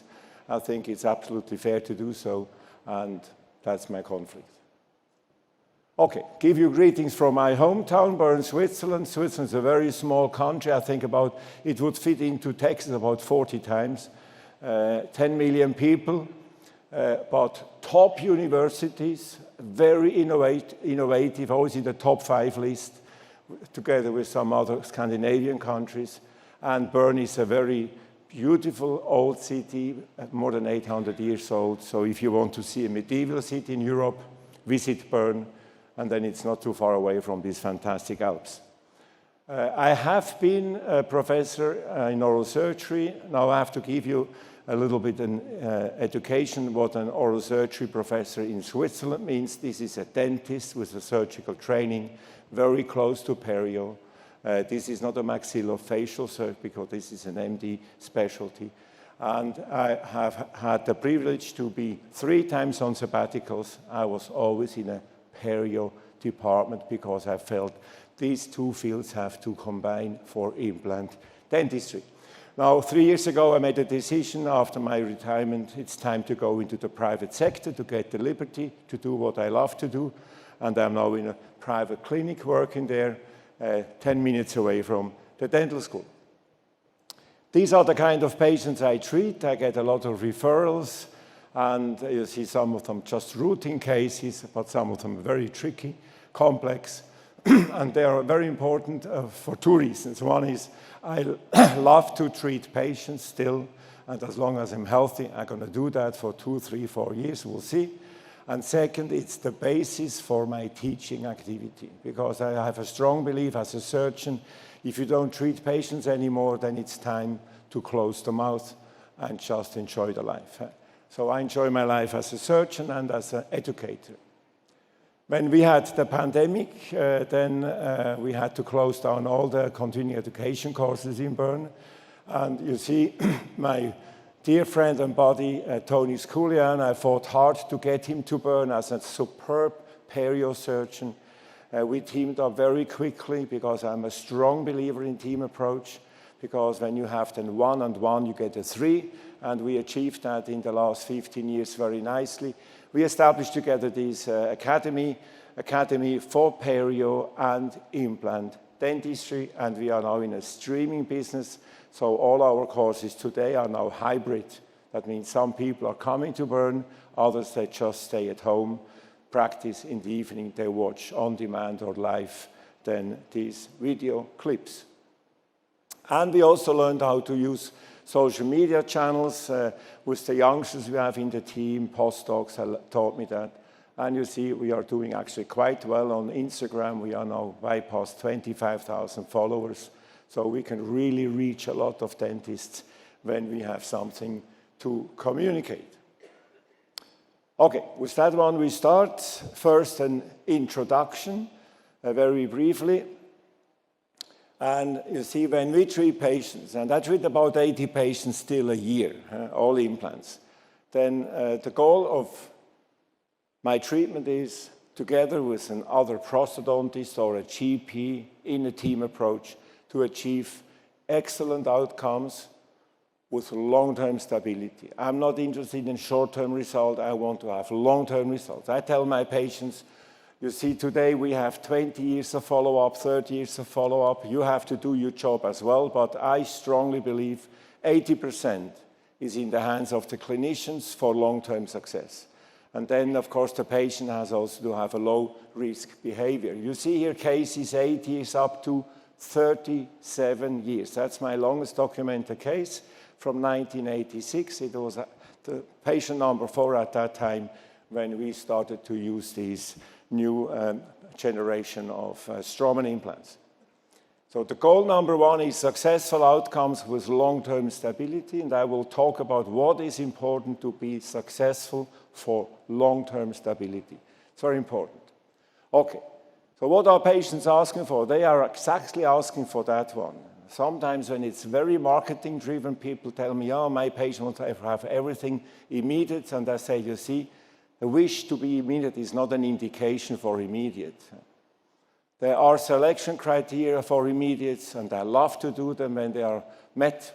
If they are not met, I'm not doing it. And if they want to have it, I send them to another surgeon who takes that risk. I'm not taking that risk.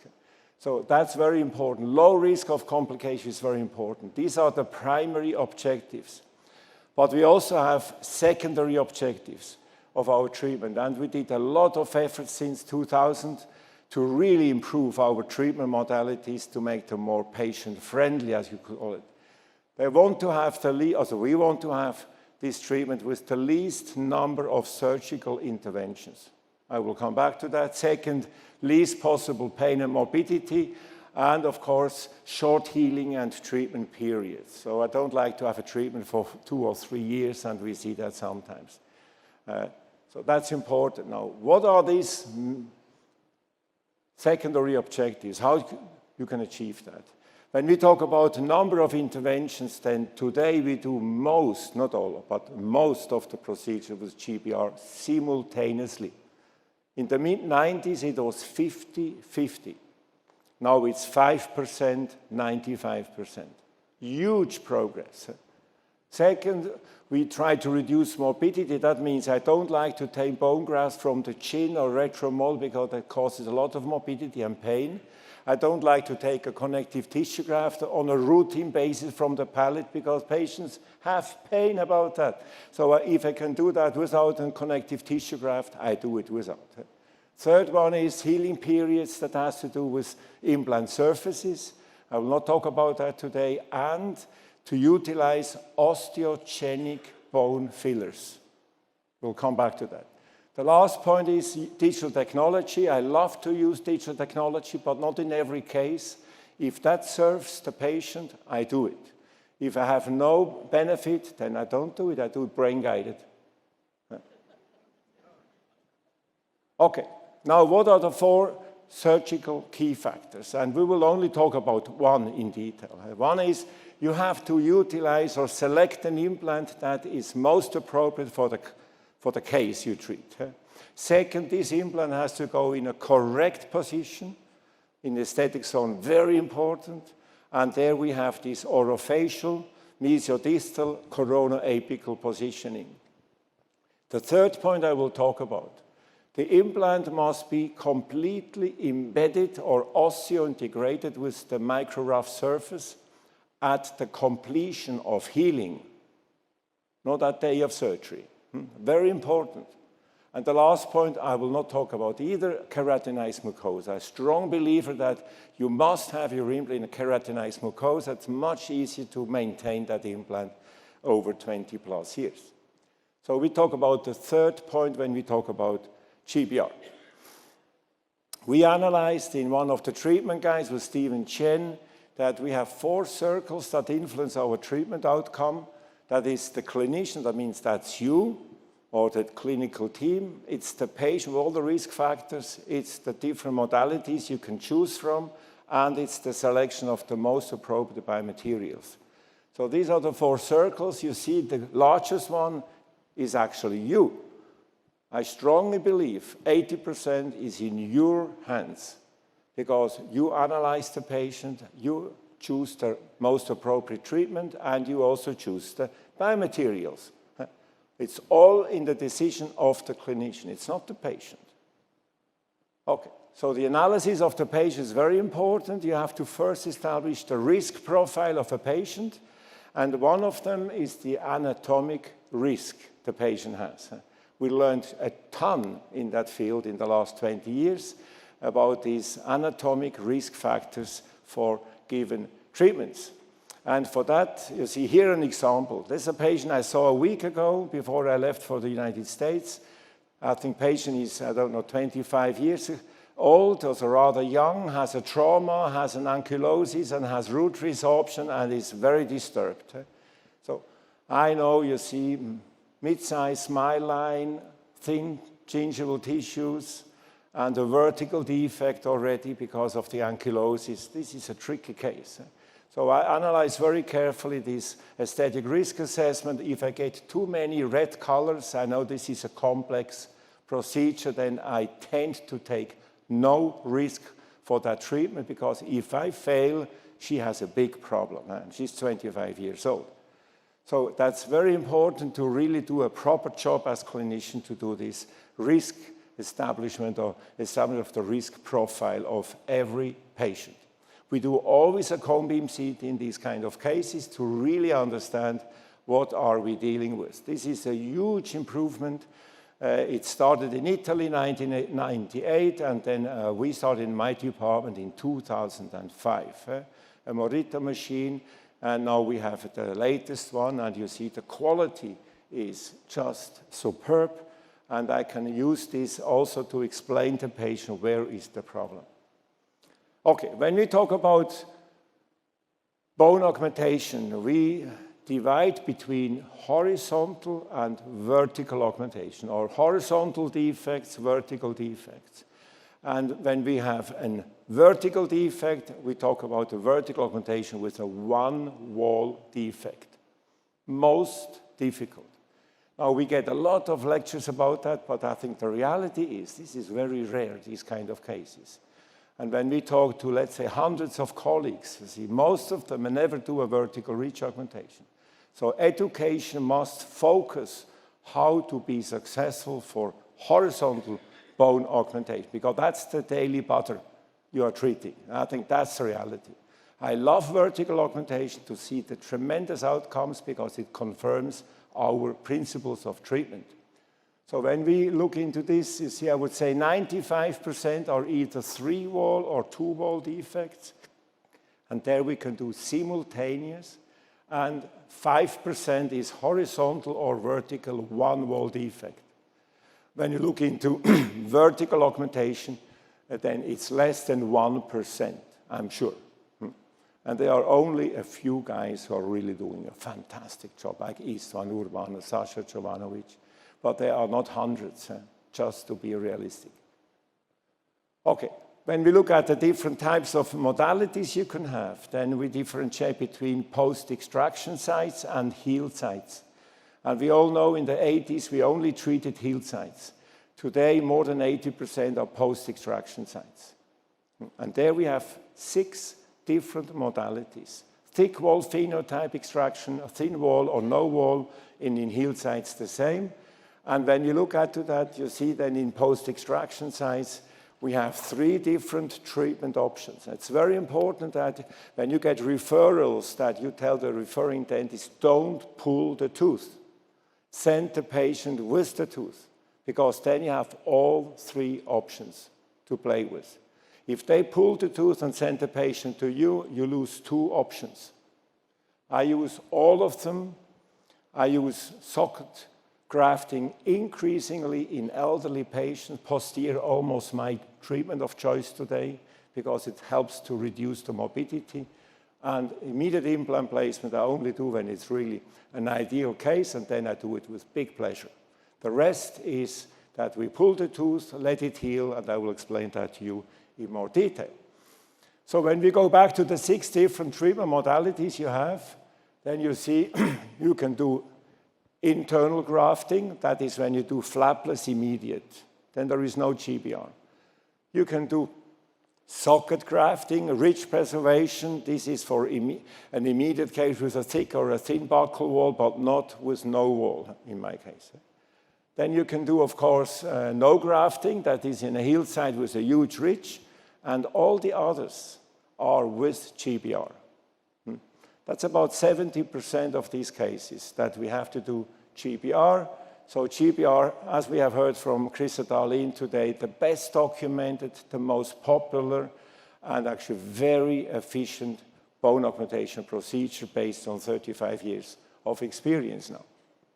With that, we go now into the second topic. And I want to show you very briefly, because we have heard that already. You see the development. This is 30 years. This is for the GBR book we published 3 years ago. That's why you have this slide here.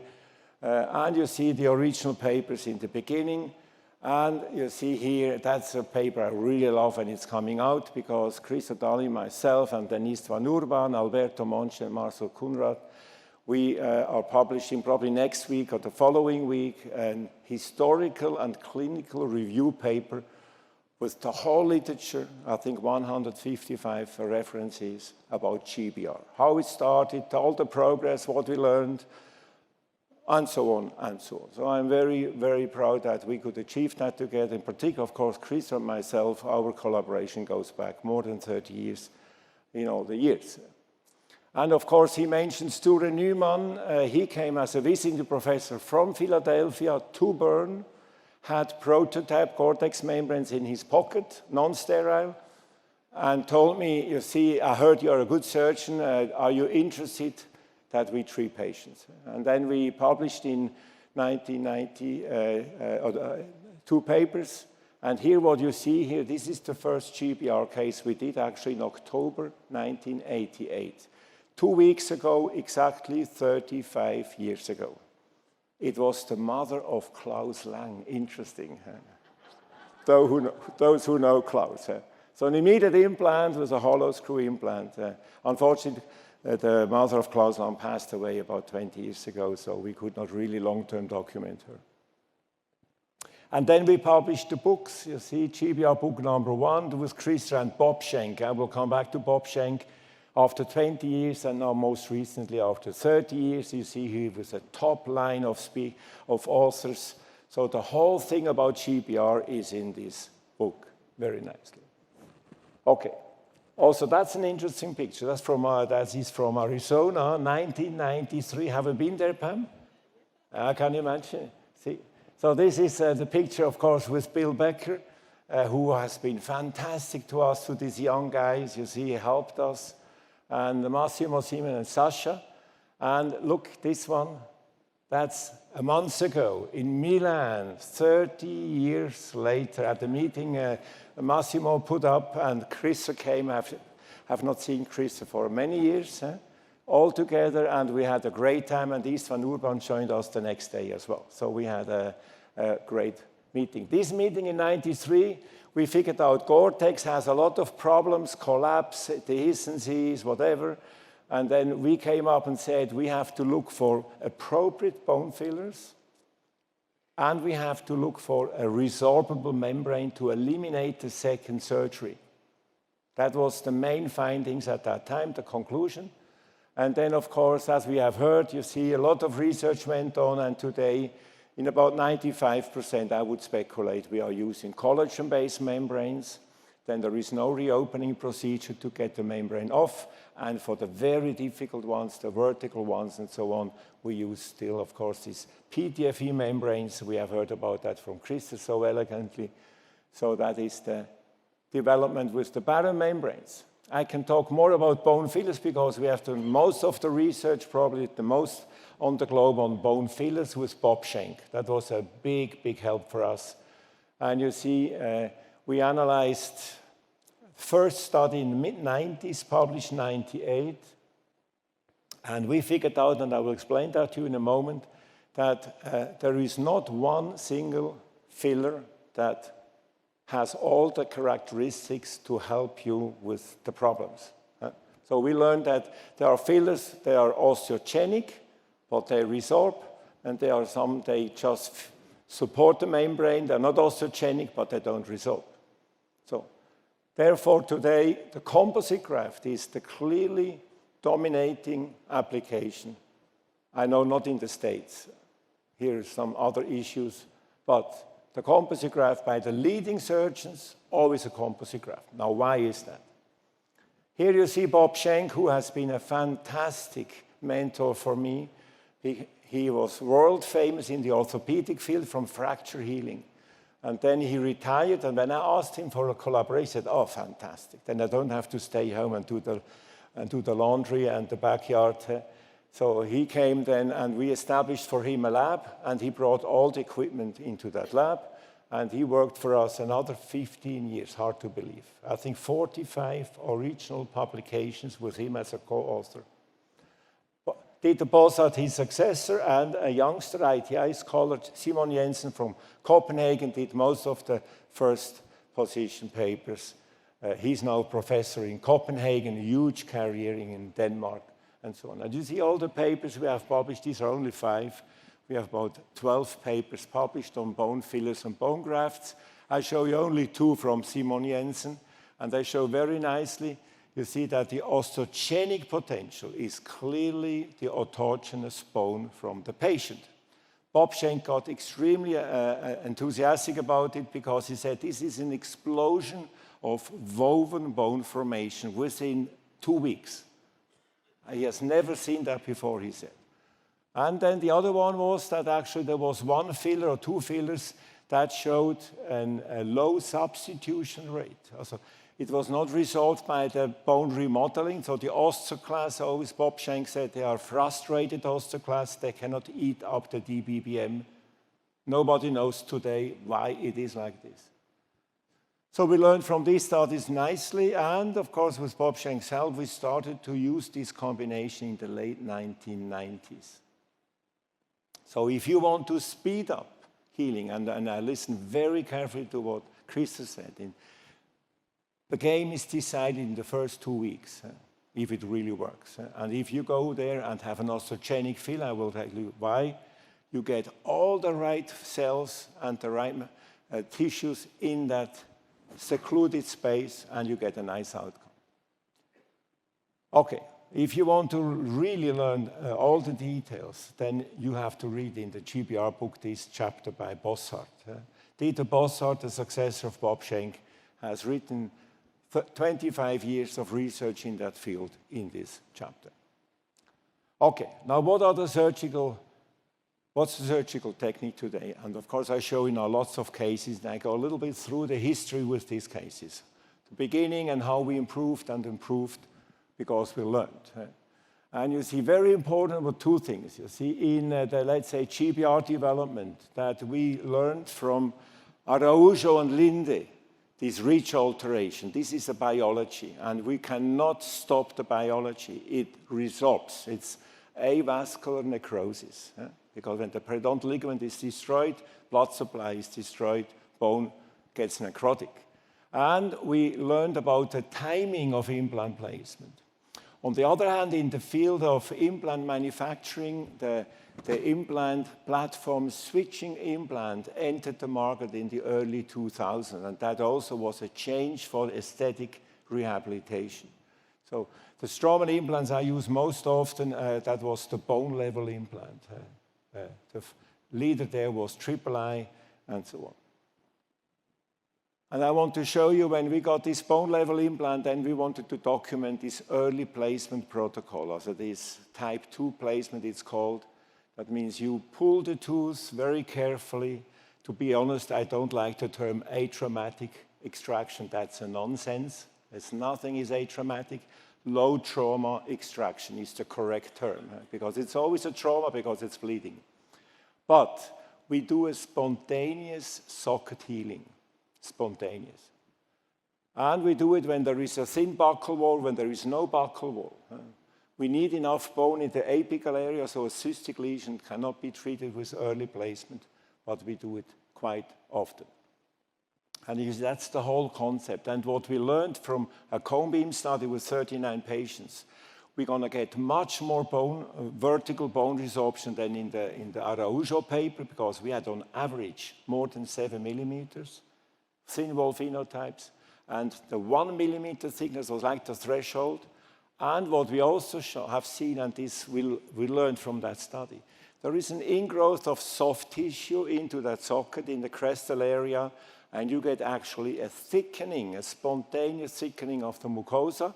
And if you take then a paddle incision, you have a flap of 5 millimeters thickness. This is like a built-in connective tissue graft, but vascularized. And that's why with this approach, I rarely have to use a connective tissue graft. Huge advantage for the patient. Both papers in Journal of Dental Research published. So this is the first one we did with this composite graft. We do it in 2 layers. And you see 98. I'm going to see this lady again in January for 26 years of follow-up. And you see the 20-year follow-up in 2018 before the pandemic hit also Switzerland. And here you see this is a tissue-level implant. It has a very nice stable situation. And this is the cone beam that shows the buccal wall fully maintained. Okay. Then when these bone-level implants came, we started to document 20 cases and then published later up to 10 years of prospective documentation. And you see here the same approach. It's extraction. 8 weeks later, we went back in, had a crater-like defect, 2 walls, very nice. And then you apply the patient's own bone, and then a low substitution filler, DBBM, and then a collagen membrane, and then a tension-free primary closure. 8 weeks of healing, provisional restoration for soft tissue conditioning, and then Urs Belzer did then these 20 single crowns, and this is 10 years later. 10-year follow-up was part of that 10-year study we published 2018. You see a fully intact buccal wall, and very important, the peak of the wall is coronal to the implant shoulder. That doesn't work always, I will show you. Okay, this is actually the 10-year publication from Journal of Dental Research 2018, and you see that we had no dropouts, so we had all 20 cases documented, and we published in the paper all 20 cases. So we showed clinical radiographic cone beam. And we see that in 70%, this buccal wall was fully maintained with the peak coronal to the shoulder. And in some, we had an intact buccal wall, but we had a little bit of reduction. And one patient, Mrs. M, I call her in the paper, she had no buccal wall. So she was considered a failure from a bone augmentation point of view. Implant all survived, so 100% survival rate, 95% success rate. And you see here at that time, the surgeries were done in the mid-2000s. The facial bone wall thickness was 1.7 millimeter on average in these. 19 patients with an intact one. We started in 2007 to do 2 adjacent centrals. That's much more tricky. We tried to augment in the middle between the 2 implants vertically to get support for the pseudopapilla there. See? And here you see then provisional restoration, final restoration. This is the radiograph. And here is 11 years later, and look the bone we have in between the 2 platform switching implants. That's why we don't have any resorption there. And you see, again, about 1.5, 2 millimeters of buccal wall. Okay. We also did a case in 2008, actually in 2 stages. You see that was quite a significant lesion. There was no buccal wall. We did an early placement routinely. This is 3 years later to 2012. And now she comes with an internal root resorption of the lateral incisor on the other side, so we had to pull that as well. Today, of course, I would do an immediate placement because we have a thick plate there. At that time, I did an early placement. So 2016, the implant, the central one is already 7 years in place. Everything looked fine. 2 years later, she comes and said, my central incisor is painful, also the tooth, and it's growing out. So we have an apical lesion. And then we decided we're going to take it off and do a 3-unit bridge. So no third implant, That's much better from my point of view to achieve a good result. Did a soccer graft with a full thickness soft tissue graft on top to maximize that one. And you see 2020, excellent, excellent outcome. We'll see that lady soon when Professor Belzer comes back to Bern to see a couple of patients.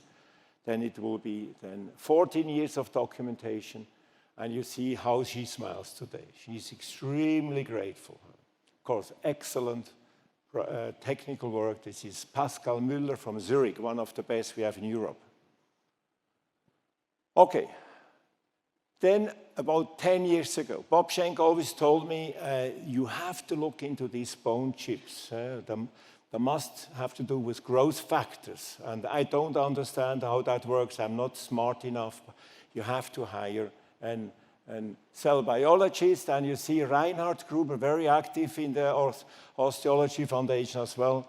I hired him at an osteology meeting in Cannes to come to Bern. He was unhappy in Vienna. He stayed for 4 years, and then he moved back as a full professor. Published so much with me, and he did all the work because he understood the cell biology. And what we learned is the following. You see, when you take bone, this is done with pig bone, and you mix it with blood and ringer solution, these chips start to release growth factors right away, very quickly.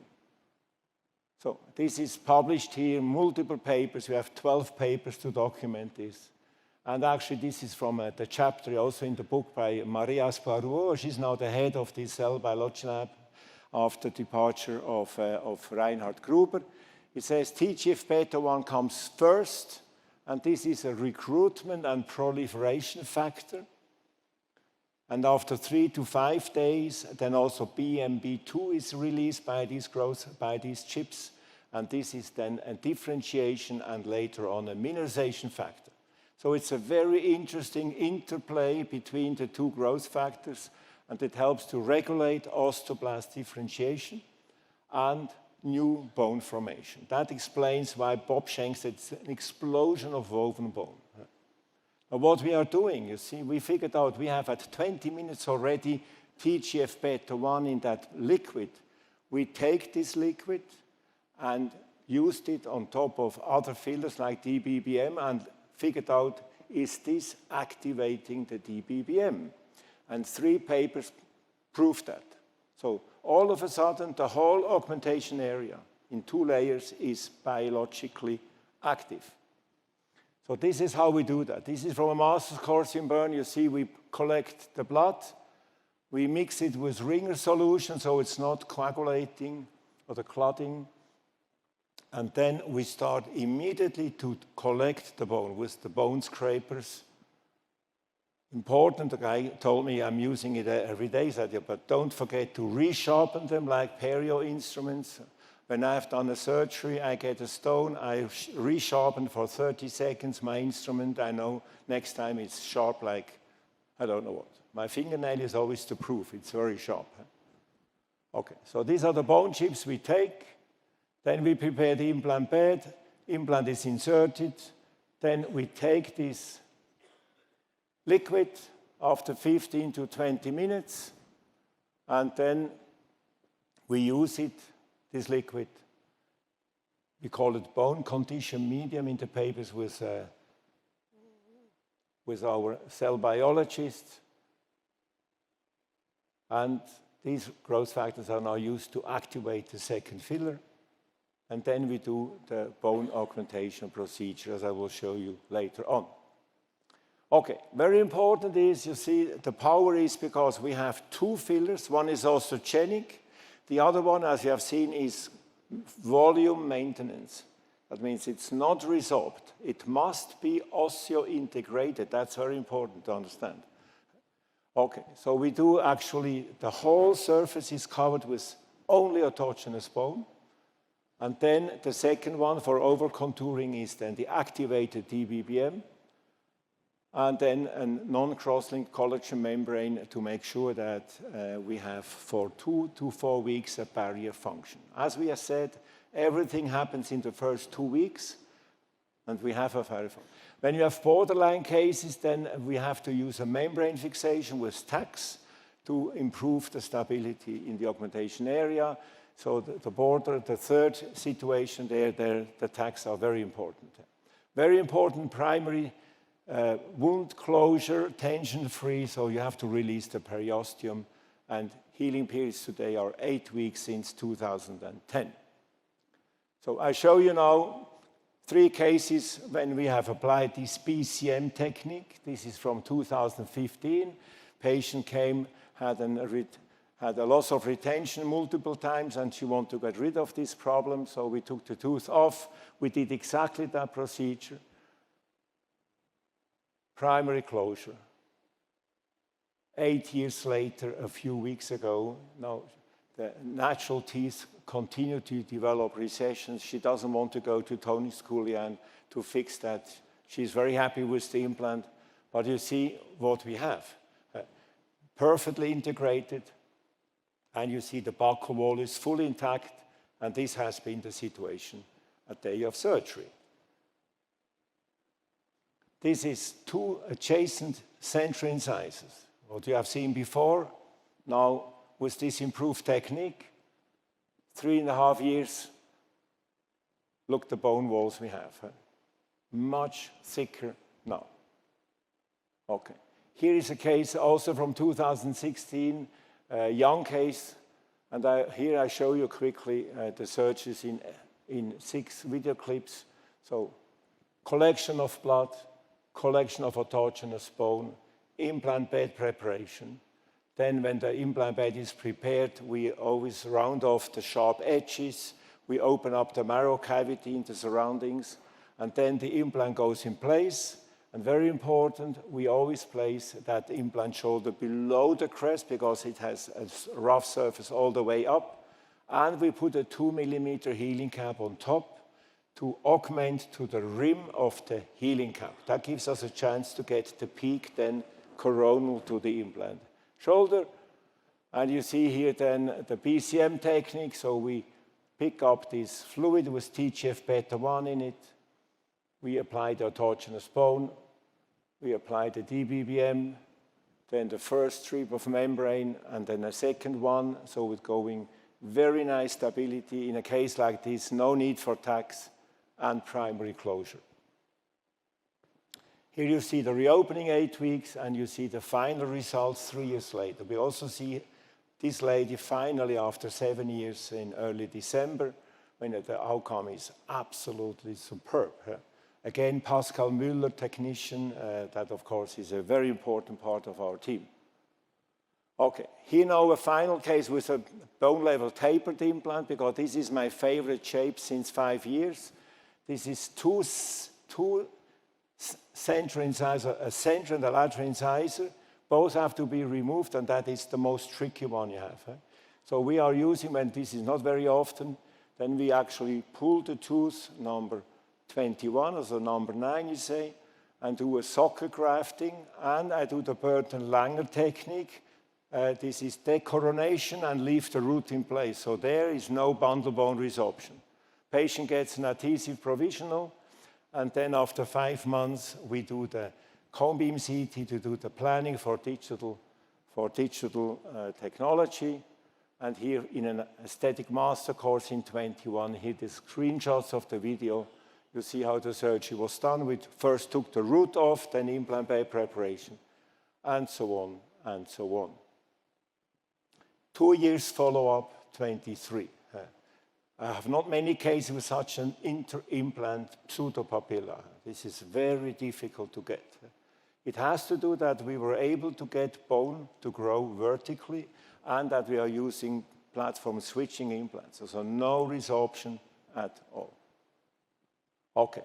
A final case recently, a failed implant. I get many of these cases, malaxis, so there is no chance to fix that now. The patient developed twice peri-implantitis because this is an exposed micro-rough surface. So we took it off, and then we did the whole procedure like an early placement, post-explantation you could call, and primary closure. This is 1 year follow-up. The mucosal problem is solved. And look the buccal wall we have, and there was nothing there because of these malpositioned implants. Okay, last case in the mandible, now with the tacks. There, we always use tacks because there is a risk that the fillers can glide further down. You see the implant are prepared. We cannot place an implant further distal because of the lingual undercut. So the two implants are prepared. We take all the sharp edges off. Membrane is applied with 2 tacks, autogenous bone, DBBM, and then we stretch it over. Sausage technique of Istvan Urban, primary closure, only 2 months of healing, reopening, 1-year follow-up, and look here, the cone beam CT, here it comes. That's how it looks now. So from really, I mean, I have to say these tacks are very good in these kind of cases. I use them in the mandible, always. Before we go into the conclusions, I want to show what really bothers me the most now. You see, we have a pandemic of peri-implantitis in the market. You just read the most recent systematic reviews. And I strongly believe that we have to move the whole market, all companies, to hybrid design implants. I don't know if you know that term. I give you a short introduction to that. You see, these are all the infections have been sent to us in the last 20 years. And you see there are multiple risk factors, as we know. And when you look at the systematic reviews, only 2 of them I use often, then you can say the prevalence of peri-implantitis is between 12 and 26%, mainly on 5-year studies, so that's rather short. You can imagine what we have after 10 and 15 years. Now, what's the main problem? I'm strongly convinced it's the micro-rough surface when that gets exposed to the sulcus. When this is combined with smoking, combined with, I don't know, periodontal history, or I don't know what, then this patient develop an infection. And this can be avoided. So the term hybrid design, you see, the credit goes to Dennis Tarnow. This is a position paper from '93. He strongly advocated that we cannot go with the micro-roughness all the way up. I was invited to do a guest editorial for Academy of Osseointegration a year ago, and I summarized the whole thing, and I strongly believe, you see, we have to convince all these companies that we have to make a change. So here you see that we have many of them on the market, but they are not really pushed. So I have good connections to Straumann, as you know, so I was talking to that CEO many years and said, you have to fix the problem that these bone-level implants, as we proposed, did not have a machine top. And then they actually agreed to move. This is a big project, you can imagine, for such a big company. And you see now here, one of them is the so-called TLC implant. This is a combination of a BLT, I like a lot because of the tapered, with a tissue-level approach. And we are using them now since a year in multiple centers. And I'm very pleased to see how that many. I'm not surprised because this is based on 35 and 10 years of experience with the previous predecessors. Here you see an early placement case, and you see the 9 months follow-up. She will come back early December for 1-year follow-up, and you see the implant integrated. This is a failed implant we had to remove with a mucosal graft. And then the whole augmentation done. This is with tax because it was borderline. And you see, this is just a provisional, and it's still in place because we want to get mature that area where we had a full thickness graft. You still see there some scar tissues. And we want to use in this patient and bone-level prosthetics as a vario-based restoration that will be soon available when it's cleared by the regulatory bodies. And a case I did with my daughter, you see, Ramona. I have the pleasure to be at the midwinter meeting with my daughter on stage. So I follow Pam's path, her daughter and the father.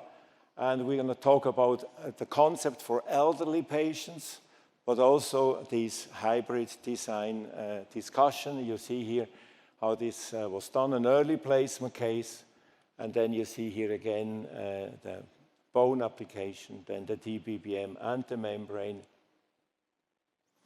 And then, of course, the closure, tension-free, and the post-surgical radiograph. It should come, the radiograph, but it doesn't. Here it is, yes. Okay, I'm sorry, very short. And this is then finally restored by Ramona, and you see here the 5 months follow-up, and that's what I see in all these patients. Excellent integration.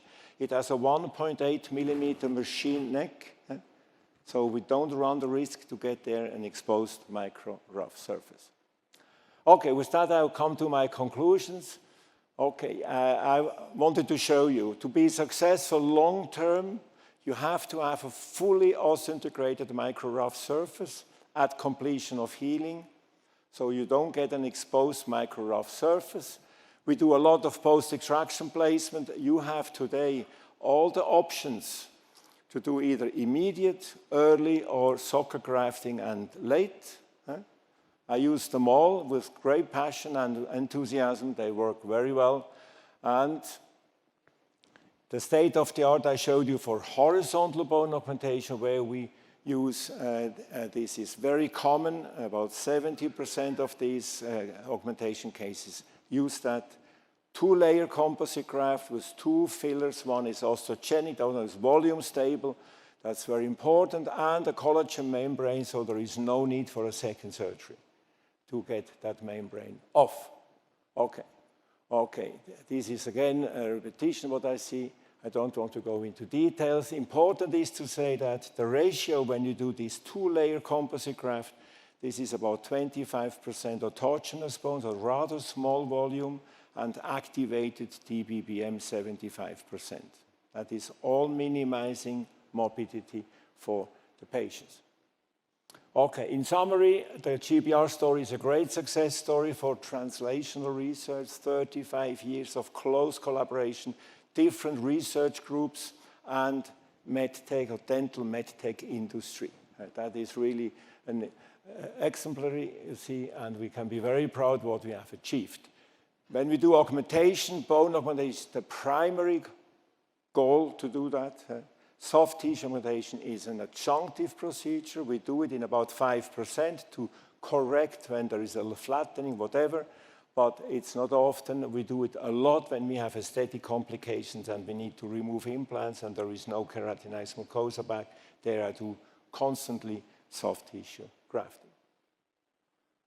Okay, so if you are interested in this lecture, I'm always sharing the knowledge in high-quality PDFs. Then you send an email or you take a screenshot, then you find this. And of course, if you are interested in, let's say, the content of a GBR master course, I always say that we had recently the best ever faculty in Bern with Istvan Urban and Ronnie Jung, and also Shakil Shadat, Frank Schwartz on peri-implantitis defects. And we learned that when this is done, we keep it up on a platform and we reduce the prices significantly so the students and all the colleagues and peers can have then profit from that. So we're going to have it open until end of January, and you just check it out. With that one, I want to thank you very much, and we will have a very nice discussion at the end. Thank you.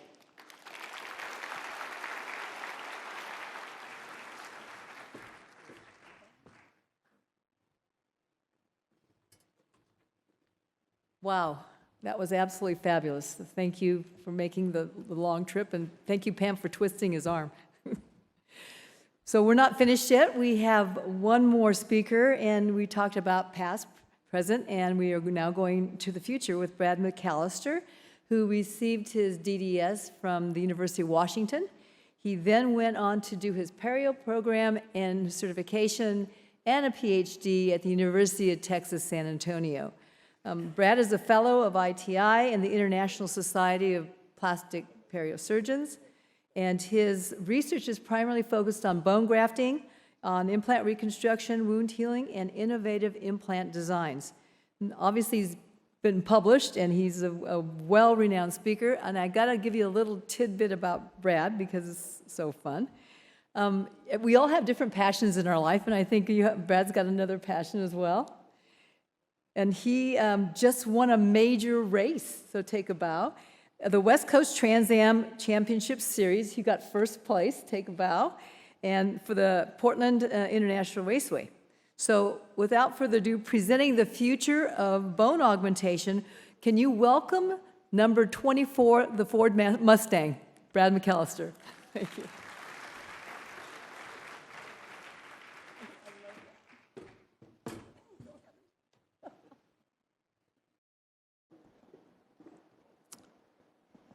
Well, thank you for the kind introduction, Joan, and thanks to everyone in the Osteology Foundation, the AAP Foundation, and of course the AAP for putting together such a nice symposium. Very difficult to follow such wonderful speakers. I'm going to do my best today to lead you into a little bit more where we might be headed in the future. While we saw fantastic results, I think it's very clear that we all would love to make things a little bit easier, see more simplified cases when it comes to those 5% that Dr. Boozer so nicely pointed out that are the ones that are difficult for us. Conflicts of interest, nothing that should really negatively impact my presentation, but I think it's important to acknowledge these companies. They are the driving force behind the future. So while we like to not be commercialized, we do rely on their funding, we do rely on their research funding. So please, whenever you see a new product come out, thank them for the research, and if they aren't doing the research, encourage them to do the research. Sometimes we get a little too hasty in our release of things, and I do like to make sure that we've had proper research for these products as we move into the future. So an outline of what I'm going to talk to you today about will include a brief introduction on bone augmentation, kind of some comments that'll put it in perspective. I'm going to briefly tell you what we want now and in the future. Then we'll move into the complexity of the wound healing cascade. This is something I've been working on for over 30 years. The number of molecules and the phases of wound healing has just gotten more complex over the years. It used to be something I thought was, a dozen important molecules. We're way over 200 important molecules that are basically paving the way to proper healing. We're going to look then at combination molecular strategies. We have these great bioactive compounds now that are available, these products that can do wonderful things. And I think what we're going to see in the future is more combination therapy. And I'll show you a few of the neat studies that are going on right now that support that possibility. We're then going to look a little bit at membrane and titanium mesh optimization. Dovetails beautifully into our previous presentations where they've talked about the development of membranes over time, and I have a few ideas of maybe where the future can go with regards to membranes and titanium mesh. Part of that comes down to angiogenesis. I think we underestimate how important angiogenesis is with our wound healing. It was mentioned earlier that we look at basically 1 millimeter of growth of bone per month. So the problem is, as we start getting bigger and bigger defects, that angiogenesis takes time to get there, and that proper angiogenesis is what's critical for these very difficult defects that are vertical or one-wall defects as described. Advances in cellular bone allograft products will be sort of my closing comments. I'll talk to you a little bit about where that's headed. It's an exciting area that I've been very much involved with in the last 15 years. So my goal today is to leave you with ideas for your personal short-term success starting next Monday. I'll also look at things that hopefully will improve your long-term success with strategies that are coming down the pipeline. We're all going to find different versions of the same techniques that optimize our individual outcomes. The key is not to sit on the fence. Don't be a laggard because the future starts tomorrow. I find that a lot of people find something interesting that they want to try, whether it be PDGF, cellular bone allografts, and they talk about it and they think about it, but then they never actually integrate it into their practice, and then they wonder why maybe some of their more challenging defects do not have the results that they want. My personal journey is I started in my residency learning with autogenous intraoral bone grafting. That was a lot of what we learned. We did block grafts, particulate grafts. I then moved to extraoral bone and did some work with tibia and hip. And while I got some fantastic results, the complication rate, if it's just merely the pain associated with it, was significant enough that it was very discouraging when we were compared to just implant surgery alone, which had very little discomfort. I then started adding PRP to my grafts, certainly helped with the handling, better soft tissue. And then we started to see a lot of explosion in the allograft field. We saw all sorts of new configurations. We saw block grafts and other configurations that made the need for autogenous bone less and less with our complex cases. We then followed with PDGF. I was fortunate enough to be on the clinical trial team that brought FDA approval to PDGF. And so we brought that in, and it was very exciting to see how much impact PDGF actually had on bone. Since this is a bone augmentation lecture, it was exciting to see a shift not just from the periodontal aspect, where it was full regeneration of all aspects of the periodontium, but specifically my big interest in bone with these periodontal defects. Then I followed with the cellular bone allografts. Typically did not use membranes with those. And then now I'm kind of at a point where I use a lot of allograft with PDGF. I'll use also cellular bone allografts, and I've been using more and more perforated membranes, which I'm going to talk a little bit about today, and that gives us the choice or the advantage of sort of both sides of that. You get your angiogenesis, but you also get some of the positives, such as an increase in soft tissue thickness and the graft containment. So what has driven this evolution for me? I think extraoral autogenous bone clearly has been the gold standard historically. And we know it has a high cell content, it's osteoconductive, it's osteoinductive, and it has an osteogenic component. The cell content and performance, however, varies so much with the site and the technique that you're utilizing. So while going to the hip is probably our best source of a very cellular bone, we know that that has a lot more negatives. It's got technical challenge, increased surgical time with acquisition, and if we're looking at intraoral sites, there's limited supplies with intraoral harvesting. There's also the donor site morbidity. So for those reasons, we've all moved to other materials and other strategies to try to minimize some of these negative factors with autogenous bone. So you might ask, do I still use autogenous bone? And Dr. Boozer's lecture was perfect. It showed exactly how I use it. We locally harvest autogenous bone, and we will routinely add that to our classic bone grafting materials, whether it be xenografts or allografts. And that allows us to optimize outcomes in our rather simple cases that appear simple when you're comparing to vertical augmentation. But as you saw, to get excellent outcomes, they are not simple. You have to pay attention to all those little defects or all of those little principles to get even smaller defects to get that excellent long-term stability. So that's why I think it's important to use autogenous bone on a regular basis, mixing it in small amounts with your graft. That way you minimize the extra trauma to the site as opposed to going to the symphysis or going to the ramus. Now, when it comes to complex defects, that's the 5% that we're talking about, vertical augmentation or significant horizontal augmentation, that's where I start leaning now on my bioactive products, and that's going to be more or less the focus of our talk today. I do want to put it in perspective. There's a lot of international folks here, and I think it's important to make the acknowledgement that it's very different depending on where you are. I lecture to TAP, the Taiwan Academy of Periodontics, and they do not have the luxury of having cellular bone grafts or PDGF, so it made it very future for them, even though maybe today it's something that I can use here in the United States. FGF enjoys widespread use in Japan, but it's not available here.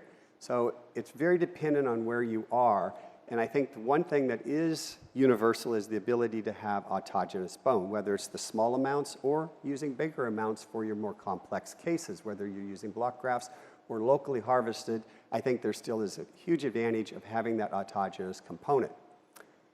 When we're in Texas, one of the things that I immediately come to is the thought of just south of the border. Mexico is a great place for some of these new technologies that are not regulated in Mexico like they are in the United States. So there is a lot of bioactive products being utilized with clinics that are basically created from American companies, and then they are actively treating in Mexico, where you can use stem cells, exosomes, amniotic products that maybe you can't use in the United States.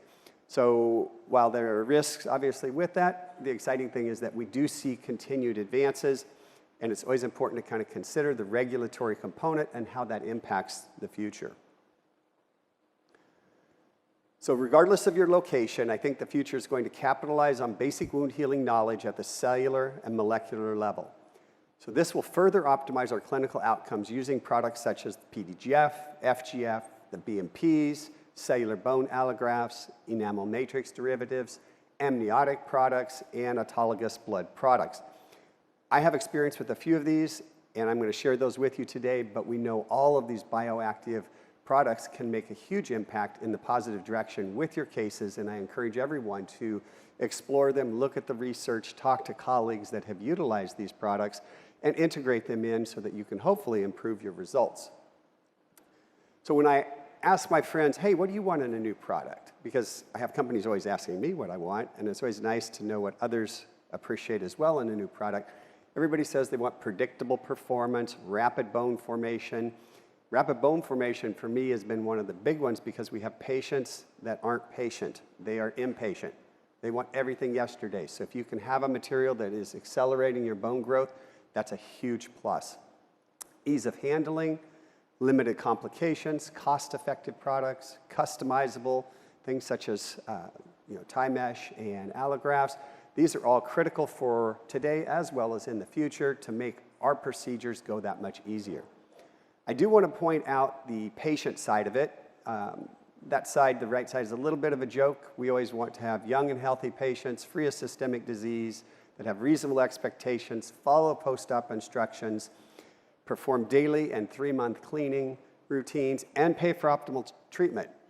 So Dr. Boozer was talking about 80% is on the surgeon, and while I think that that's absolutely true, the problem that we have is of that 20%, we're relying on patients that are not these patients. They're the smokers. They're the ones that don't follow post-op instructions. They're the ones that wear their temporaries when they're not supposed to. And so I think tomorrow when you hit the clinic, or Monday since we're at the beginning of the meeting, I think one of the biggest impacts you can make is better education of your patients, better communication with your patients. I call my patients every night after surgery, even though we give them written instructions, verbal instructions. Half of them don't do what we've asked them already. So by calling that night, I'm reminding them, hey, ice, head elevated. We want to control that inflammatory process. We want to make sure they're doing what they're supposed to for temporary. So don't underestimate how much impact you can have with giving good post-op instructions and really working with people. Love the pictures of Switzerland. We are finally getting snow, so that's exciting up in Oregon. So when we look at the wound healing cascade, it's very complex. Basically, you start with the blood clot, the homeostasis, then you move into the inflammatory phase, followed by a proliferative phase, and then you get into the remodeling phase, which can include bone growth if it's an environment where that's what's desired as opposed to just a skin wound healing. So control of inflammation is important. Optimizing angiogenesis is critical. Sequential growth factor delivery is what's essentially going on in the body. The body times things so that there is this nice orchestration of all of these 200 plus components. And then there are different cells that come in at different times to do different activities. And if we can capitalize on that timing, I think that we can enhance things. So I'm a big proponent of combination molecular strategies, and I think that's something that's in our near future. I like the idea of inflammatory mediators being controlled. I've done a lot of work with bradykinin. It's one of the inflammatory mediators. I've published a couple of papers on that where basically bradykinin has attenuated the DNA synthesis, the proliferation that's induced by growth factors such as PDGF. It's also had the same impact on the cellular impact of osteoinductive proteins such as the BMPs, BMP7 we looked at, and bradykinin was able to attenuate that response.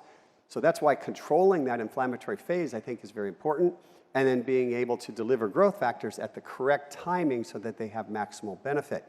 If you put a growth factor in and it's basically washed out of the system in 24 hours before there are cells available and while there's inflammatory mediators, the results that these products will give you will not be nearly as good as if we time things much better.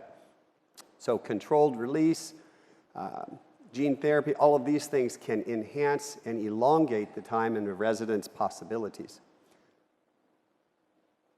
So PDGF has a very valuable role in bone formation. It encourages cells to come, the cell recruitment. It's huge when it comes to angiogenesis. And it also, when dovetailed with BMP, can give the best responses. And that's why I want to look at that combination, because there's a couple of really key papers that I've enjoyed looking at. This one from Bayer and colleagues, they looked at delivery on a basically a timed scale with a hybrid calcium phosphate alginate scaffold, And they introduced PDGF very early in the healing, and then they followed it with the BMP. And they're able to see improvement on a variety of levels. One of the key tests that they did in vitro was looking at tubule formation, which is basically an in vitro way of looking at angiogenesis. And they were able to see enhancement with that. And we know PDGF is very important for angiogenesis. Another study by Monkel, this one was actually in rats, and basically they had a critical size defect in rat calvaria. And it has a couple of nice things. One, it has a great delivery system. Basically, it's a bioprinted device that's going to release PDGF early, BMP late. And if you look at the graph on the bottom, you'll see that the combination of PDGF and BMP showed much higher calcium deposition at day 21 than individually either BMP or PDGF. And that's exciting to see that you can enhance things further. So the bioprinting, very cool possibilities with this type of technology. If we can get that to customize for our defects in intraoral applications, this would be fantastic. If you look at the bottom, it lists all of the, as you're going left to right, from an empty calvaria defect, which didn't heal, all the way to the right, which was the combination of PDGF and BMP in a sequential delivery, and that's what gave the strongest bone formation. So, do you have the ability currently to combine those products? No. But we do know individually both of those products can work quite nicely. This is a case where I used PDGF. You can see we've got a failing implant and a pretty significant defect present by the time everything is degranulated. So this is a defect that classic bone grafting materials is going to be difficult. The size of it meant the harvesting of intraoral bone was going to be difficult to get enough, so that's why we went ahead and used PDGF with an allograft.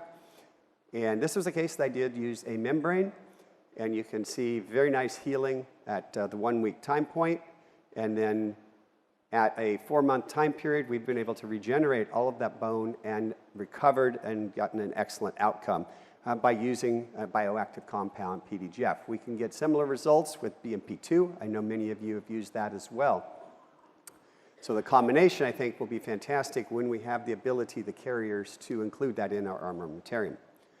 Another way of combining things is the use of exosomes. Many of you may not be familiar with exosomes, but essentially exosomes are the business end of stem cells. So in a wound healing environment, basically a stem cell will release these exosomes. They're very small extracellular vesicles that contain messenger RNA, growth factors, other proteins, and that's what basically gives that heightened response for wound healing that allows the area to heal.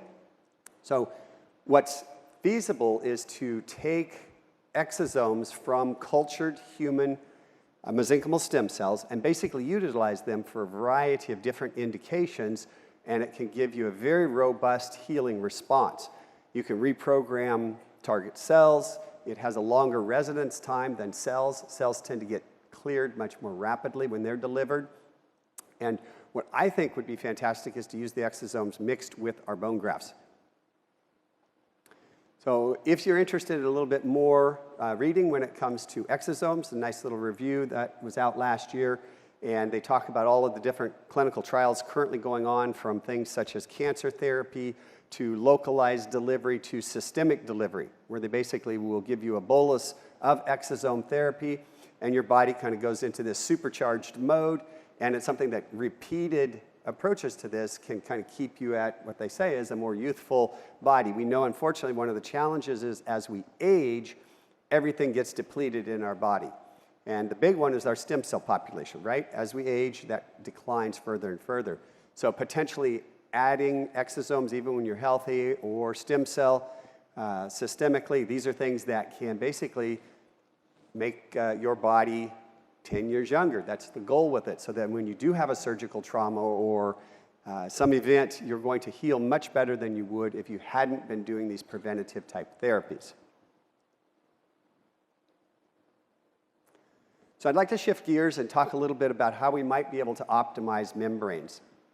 So we know membranes are helpful for graft containment. We saw some great clinical cases. We know that it can thicken soft tissues. Both collagen as well as PTFE membranes can do that. With PTFE membranes, we oftentimes see that pseudoperiosteum. That can thicken the soft tissue, and that can be especially useful in cases where you have a thin periodontal phenotype.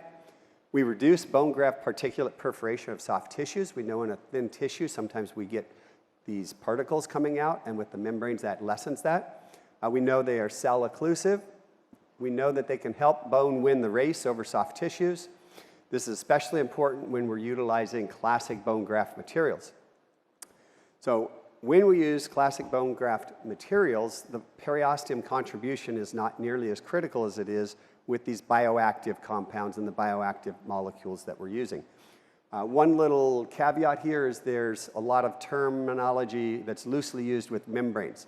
For example, some of the amniotic products or autologous blood products are called membranes, and I always like people to clarify and say whether you're using a barrier membrane or are using a bioactive membrane.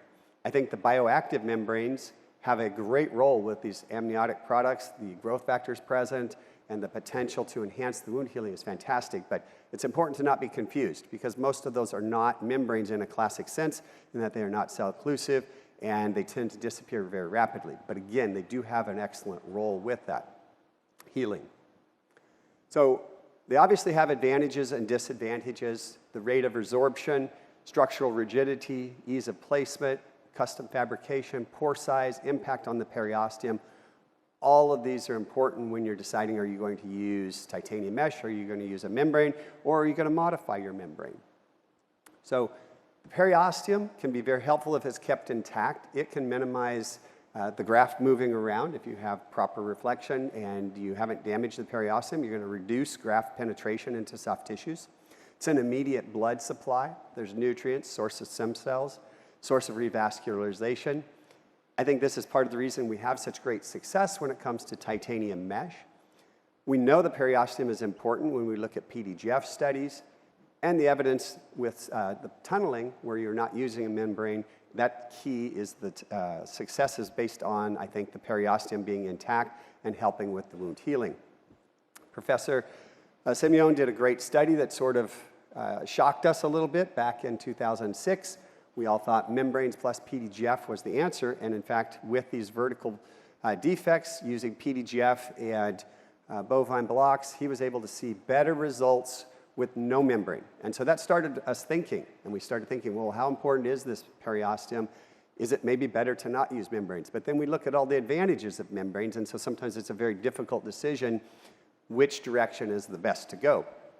That study was kind of followed up in 2013, and they showed that same situation with no membrane, it actually was superior in these dehiscence-type defects in dogs.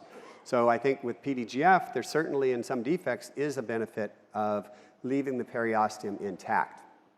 Now we know titanium mesh has been extremely successful for years, right? We've all published, we've seen publications. We just published a recent study and a couple key findings that I think were helpful to add to your kind of daily routine is that we found a much higher exposure rate in older adults. And that's something that I had not ever really seen in terms of data before.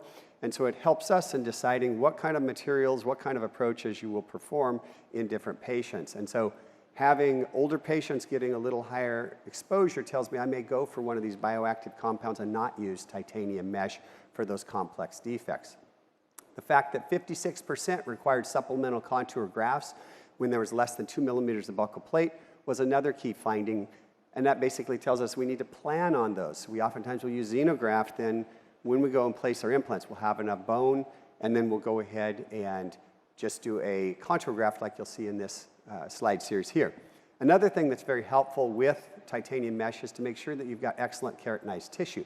You can see that we did soft tissue grafting prior to our bone augmentation procedure in this case, where we had both a horizontal and a vertical defect, and we used a cellular bone allograft with titanium mesh. At the time of implant placement, you can see the anterior implant, the bone was a little bit thin. This was an area where supplemental bone grafting was performed, and again, I think that that's something that can be planned on when you're using your titanium mesh. It's important for patients to understand it. It's important for your own cost analysis when you're doing these procedures. But clearly, an excellent result can be obtained with titanium mesh. Now, some of the future and newer techniques are going to help with that exposure. We know that we can print. These are cases where we've printed models prior to surgery so that we have pre-bent and prefabricated this surgical site, and basically it allows us to bend and pick our screw holes before we start our surgery, makes it much more rapid during surgery. And on the right, you can see a customizable mesh where you can give the three-dimensional information prior to and get a customized mesh. These are things that will minimize the exposure rate for you and give even better results. Now, I mentioned tunneling. Tunneling, again, preserves the periosteum, and the results that Dr. Ernesto Lee has gotten with this technique have been very nice. He's presented some beautiful cases and a couple of nice publications, one in 2017, and the other one most recently in 2023, showing some sequential bone healing over time. And so I think it's very clear that the periosteum plays a huge role, and we want to make sure that we're doing everything we can to utilize it in the appropriate cases and not block it in the appropriate cases. So oftentimes with tunneling, we have the remote incision. We'll tunnel in. This is the kind of defect that I like for tunneling. It's a horizontal defect that's well contained. And in a well-contained defect, you can basically use the periosteum to contain that graft. And you can see this is a case where there was extreme root resorption. All of these teeth were very mobile, but clearly immediate implants were not going to be feasible due to the lack of bone. So a two-phased approach was planned where basically we first did our bone grafting using tunneling, and then we could follow with immediate implants right in those sockets and try to preserve as much of that architecture as possible. So periosteal release as you go through the tunneling allows you to place your bone graft into the precise positioning. And then on the right, you can see at the 4-month time point, nice consolidation of that bone, and now we're in a position where we can do immediate implants. Now, one of the things that happens with these cell-occlusive membranes is that you block the blood supply. On the far right, you can see what happens to the blood supply when it basically comes up to a membrane. It stops, spreads out, and does not go into the graft. So if you've got a rather large graft of 4 millimeters, the blood supply then can only come from the host bone side. And that's something that I think is very important to understand as we get bigger and bigger defects. If it's a fairly small defect, it's not as critical, and that's why with classic bone graft materials, smaller defects, I think regular cell-occlusive membranes are perfect. We're not as concerned with the blood supply from the periosteum. These are SEMs courtesy of Salvin. It's their Amplify. It is a non-porous, but most of these products do at least have some porosity. This they've studied, and they at least have the potential for molecular exchange of growth factor size product or molecules, but no cell exchange. So I myself have for years been doing different perforations of the membranes because I do think that that's an important way to basically get that periosteum to supply nutrients, to supply blood vessels. And I've come up with recently kind of a neat little way of doing this chair side that's much less labor intense. It's called a doctor pin, and it's used for microneedling devices. Those of you maybe follow some of the cosmetic work, microneedling has been a very popular thing for facial aesthetics. And so basically you just have a whole series of little needles that will poke through your membrane. You basically it's like a stamp, you put it down on gauze, you put your membrane on, and you stamp it, and then we'll typically perform multiple rounds of these microperforations that are roughly 200 microns in size. So these are some SEMs, courtesy of Dr. Cragen at Geishlich. This is a BioGuide membrane, and we've shown it 1 time and 3 times and 6 times the perforation. So you can see when you start getting down to 6 times the perforation, you have quite a bit of small areas that can be excellent for the angiogenesis side of things. Higher magnification shows these 200 micron pore size. So when you think of capillary ingrowth, you need to understand the size that we're dealing with. It's a very small size.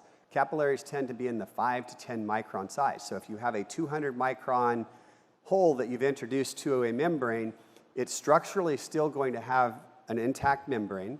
You're going to be able to contain your bone graft particulate. 200 microns, most particulate doesn't go through that small of a hole. It may speed up the resorption rate, so that's something important to consider. But certainly you can enhance that angiogenesis, which is sort of the goal. This is some modeling out of University of Utah, and what I like about it is it shows a one-sided revascularization modeling. So if you look, you can see that it's coming from one side, and that revascularization, much like bone formation, takes time to go a distance. If you can instead be coming at your wound site from both the periosteal side and the host bone side, you're going to revascularize these larger defects much more rapidly. And again, I think that's part of why we see such good success with tunneling, titanium mesh, and these other approaches that allow us to utilize the periosteum. So this is a little rendering that I made that will give you a little bit of an idea of what I see as a vision. Instead of that fan that just basically stays on top of your membrane, I see the revascularization going through these smaller porosities while you still gain a lot of the things that you have with the membrane. Some of the cases that I've done have, again, been with a variety of different approaches. Sometimes a quick one is just use a 12 blade, and you can make some porosity with that. I've also used hole punchers, like you can see in the central picture. And more recently, the PTFE arena has come up with porosities that are present. The challenge that I have found with PTFE is that you get a little bit of soft tissue ingrowth, and it becomes very difficult to remove. One of the things that I always liked about PTFE removal is it was much easier than titanium mesh to remove. So titanium mesh can be a challenge to remove, as many of you understand. The holes are great from a revascularization standpoint, but they can make it a little bit more challenging when you're removing. So it's something just to be aware of. And it also is something that if you have exposure, can be a problem because now you have bacteria can go through those holes. So you lose some of that occlusion. You gain in the angiogenesis, but you can lose in terms of bacteria exposure. So you have to understand how the different products will work, their positives and their negatives. So this is a case, decortication was placed, and much like was described before, screws were used to fixate that. I prefer to use resorbable screws if I can. Resorbable screws make me a little less nervous long term. It allows you to, again, use the sausage technique. It basically keeps the bone graft where you want it. This is a cellular bone graft. This was osteocell that I used. And you can see very nice wound healing at 4 months. And the CBCT on the left shows that we've gotten both vertical as well as horizontal bone growth, very significant bone growth. This is one where we used PDGF with allograft, removed a few failing implants, and we were able to use the microperforation membrane and excellent healing, soft tissue healing, and then as well as bone healing when you look at the CBCT on the far right. So I think whenever we're utilizing our bioactive compounds, we want to be thinking about the periosteum, and I'm excited to see how this evolution of membranes comes to be, and hopefully these microperforations will play out to be a positive where you gain some in the angiogenesis without losing some of the benefits of membrane therapy. One of the things that I wanted to look at and discuss today was the future of root coverage. Root coverage we think of as a periodontal procedure. We think of it as a soft tissue procedure.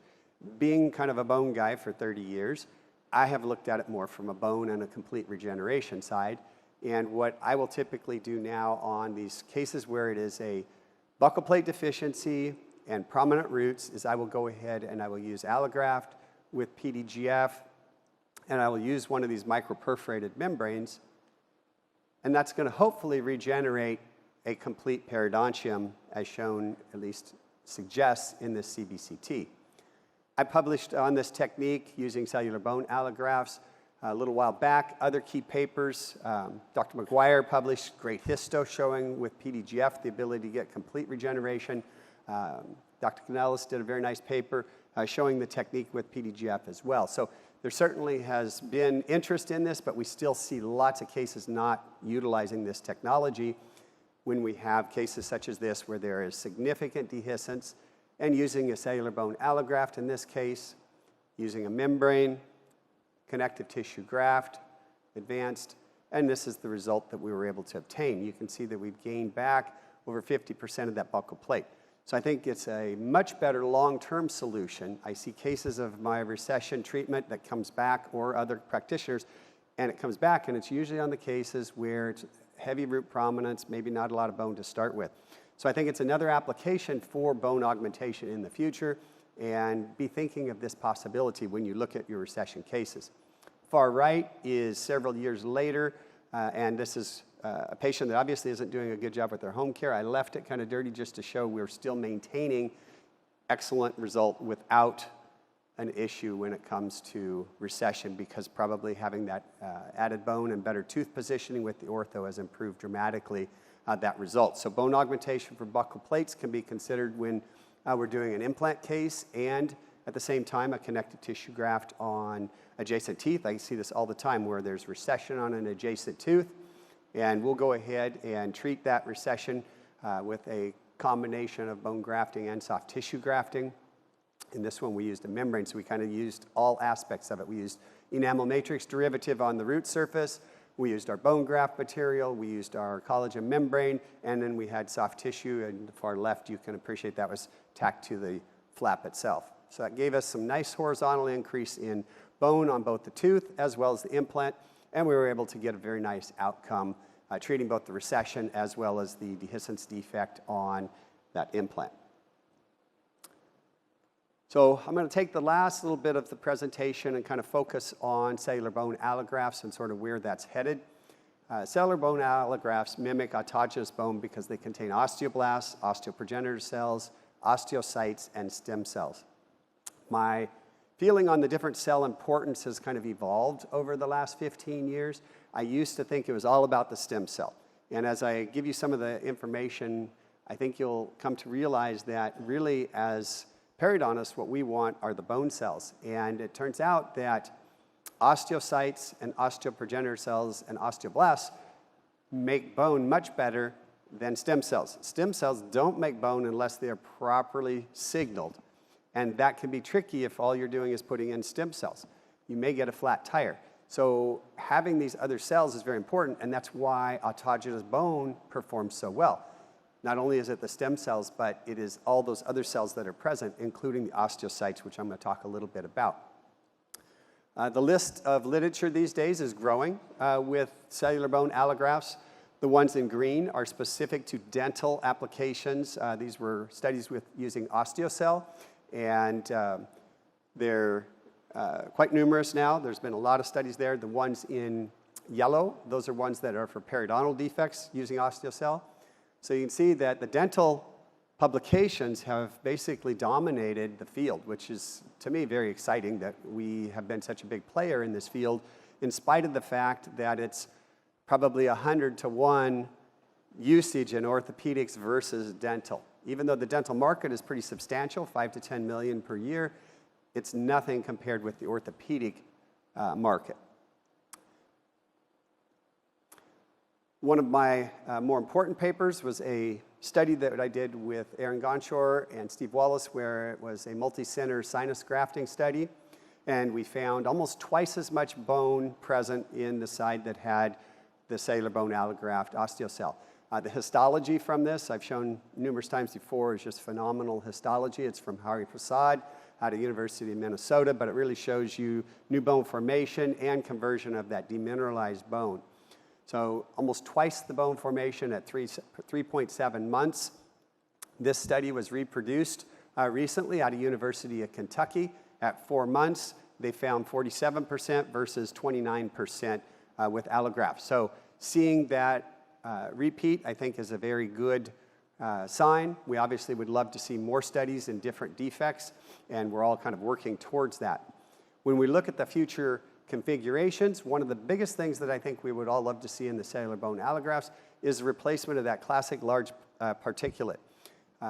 1 to 3 millimeters is typically used in orthopedics, but obviously for our smaller defects, that's a little oversized. The way you solve that is you use rongeurs. So I'll typically use rongeurs, and that's how I can improve and make the particle size a little bit more manageable.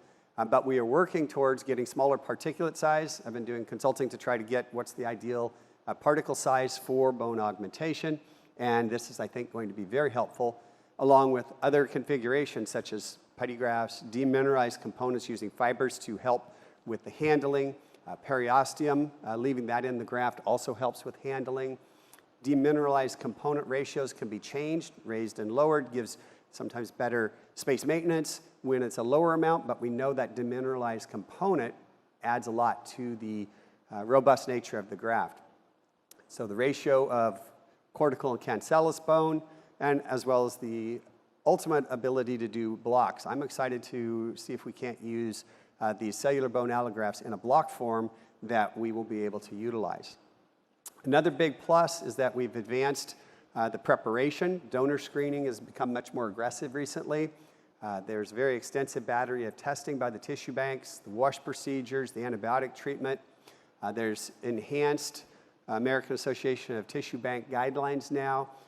But it is important to realize that each tissue bank has their own set of individualized protocols, and I think it's important to go to the tissue bank and ask questions, that whatever tissue bank you're using. I've been fortunate enough to visit Allosource. They're the ones that have made Osteocell, and I've also been to LifeNet. They're the ones who make Origin and Vivigen.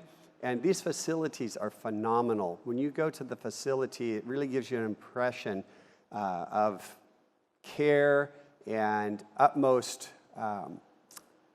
techniques to ensure that we're going to have safe results and not have issues with these grafts. So I think it's important to ask the different questions. You know, what ages do they use? Some of them use the bare minimum number. Some of them have tighter restrictions on where they get the harvest from, what part of the body. And there's advantages and disadvantages to all these things. So it's important to ask these questions so that you have an idea of what your tissue bank is doing and you can get the best quality products. A study that is kind of exciting. This is the earliest time point that we have histology. Shardar did a 6-week study on some histology, and it's beautiful bone formation as early as this 6 to 7 week time period in hips. And the histology showed some fibers, if you look at that, still there, but you can see a lot of new bone formation. And so new bone formation at that early time point is, to me, very exciting. This is a study that is probably the best characterization of cellular bone allografts. And this is some work that's come out of LifeNet. And basically, they've looked at all of the different aspects. So I think it's a good read for anybody who is interested in the cellular bone allografts. The one picture that I've included for this presentation, in the interest of time, is looking at the cells that are derived from the cellular bone allograft that's on the left. And this is a alizarin red staining. And basically, what you can see is that with that bright red at day 14 compared to human mesenchymal stem cells, it shows you that the cells that are there are ready to produce bone mineral. Whereas if you just put down human mesenchymal stem cells and you don't have anything to stimulate them, they're not going to form bone. And so that has given a lot of excitement in terms of kind of what's happening. And one of the things that they're doing is they're using cortical bone. And cortical bone has osteocytes. And osteocytes are playing a much more important role than I had ever envisioned. So this is a nice little schematic showing the host bone, cortical bone, and what's happening with the osteocytes and the communication. Then there's the bone chips, and there's also a demineralized component. And then I go ahead and show potential use of a perforated membrane. So the critical role for osteocytes can be found in this paper in Journal of Orthopedic Translation. This is from 2020. But basically what happens with any kind of fracture, and for intraoral, think of using your osteotome. I'm going to show a case where I use the osteotome and I basically do a little infracture of that buccal plate. Well, those osteocytes start this whole communication process. And I think we underestimated how important that communication is. So adding cortical bone chips has osteocytes for communication. It obviously has osteoblasts, osteoprogenitor cells as well. But it also has space maintenance capability. And that's the part that's exciting when it comes to intraoral environment. Space maintenance, maybe without having to use titanium mesh, can be very exciting. So here's a case that was utilized for bilateral sinuses. And you can see at 4 months on the right, there's been very little slumping and beautiful bone formation. Here's a case that I used an osteotome and basically expanded the ridge and then placed our bone graft on top. This is with Origin, and you can see as the CBCT in time, you can see on the far right, very nice buccal bone. And as we all know, these mandibular defects can be difficult to maintain if you're placing your bone graft and your implant at the same time when there's very little bone. We've also improved the bone around the adjacent teeth as well. Now, sometimes it's too complicated to do just the bone graft alone. And obviously, those are cases where we'll look to titanium mesh. This is the case where I had a subperiosteal that had failed and partly been removed. So I inherited something that had perforations into the sinus, had no more than 2 millimeters of bone anywhere.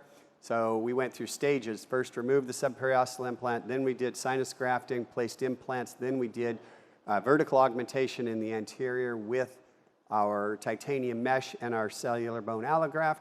And then we were able to place our implants, making sure we had excellent keratinized tissue.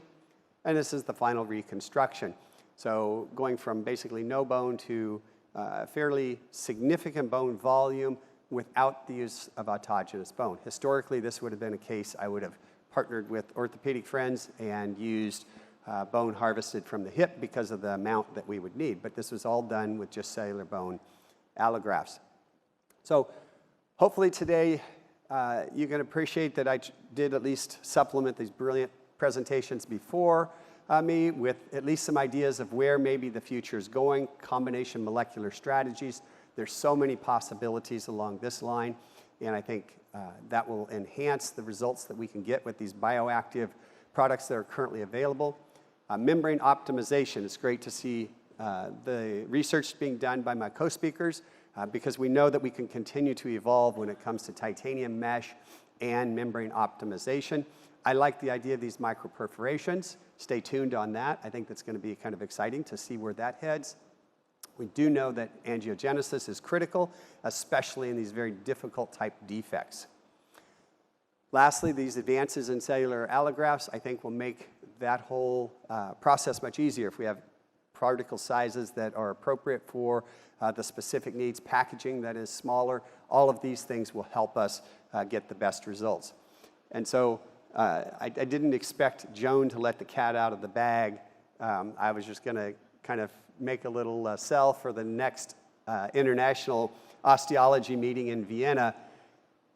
I spoke at the one in 2007 that was in Monaco, and they had this great party. It was right around the time of the F1, so they were setting up the F1 courses, and you can see they had multiple Ferraris, and they had these girls in their little jumpsuits with the checkered flags and stuff, and when they asked to speak at the osteology, past, present, and future, immediate thing came to mind and said, you know, I remember that past meeting. That was great. We had Professor Branemark spoke. We had Reinhold Messner, the Everest guy that did it without oxygen. He gave a riveting lecture, just fantastic meeting, great party, I remember for sure.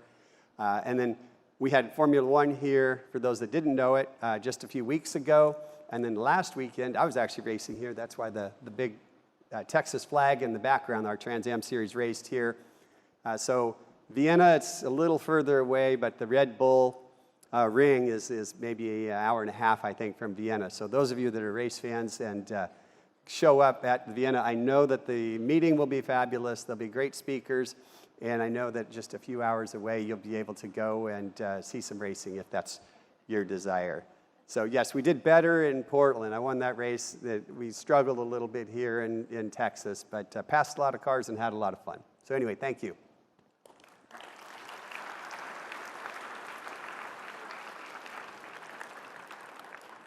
We are going to have time for 3, 4 maybe questions for the panelists. There are open mics. So if you have a question, and we're going to have a hard time seeing you, but if you have a question, please go ahead and go straight to the mic. Isn't it amazing? I see Mike. And if you have to address it to a particular speaker, please let us know. Dr. Boozer, you presented the hybrid implant. It looked like a smooth titanium surface. Yeah. Does that mean that bone will adhere to that surface just like it adheres to the threaded implants? No. No. There's no need to adhere to that surface, you see, because that is a transcrestal position of the implant, and the problem is that in a certain percentage of cases you get more remodeling or less remodeling, and when this is a roughened surface, then you get an exposed from the beginning. So I think there is no need that you have all the way up an osseointegration because a smooth surface, as all the studies we have with these kind of hybrid implants, they show much better long-term stability. So you don't get vertical bone loss along that surface? Yeah, this is a wrong expression. You see, this is not a bone loss because that implicates that this is infectious. but that's not, that's remodeling. This is a biologic reaction of the tissue to the surgical trauma. And if you get there a 1 millimeter reduction in, let's say, this remodeling, and you get the implant osseointegrated further down, that's not a disadvantage, no. Okay, thank you. Yes, yes, I have a question for Dr. McAllister. Early on in your presentation, you showed a case of a failing implant, and I would like to know how you, what was your technique and how you treated the surface of the implant to get such a nice result. I assume you're talking about the one that was the PDGF treated? Yes. Yes. So that was a very difficult one to treat because of the lack of direct access, as you saw there. So typically what I will do is utilize tetracycline with pledgets, but that one became a little bit more of a challenge, but that's the best that I have right now to offer you is basically we just use tetracycline and we're just scrubbing the implants. We've used a variety of air polishers, but in a defect like this where you can't contain them, I think the risks are too high to do that. So I think in a case like this, basically you're going to be using tetracycline.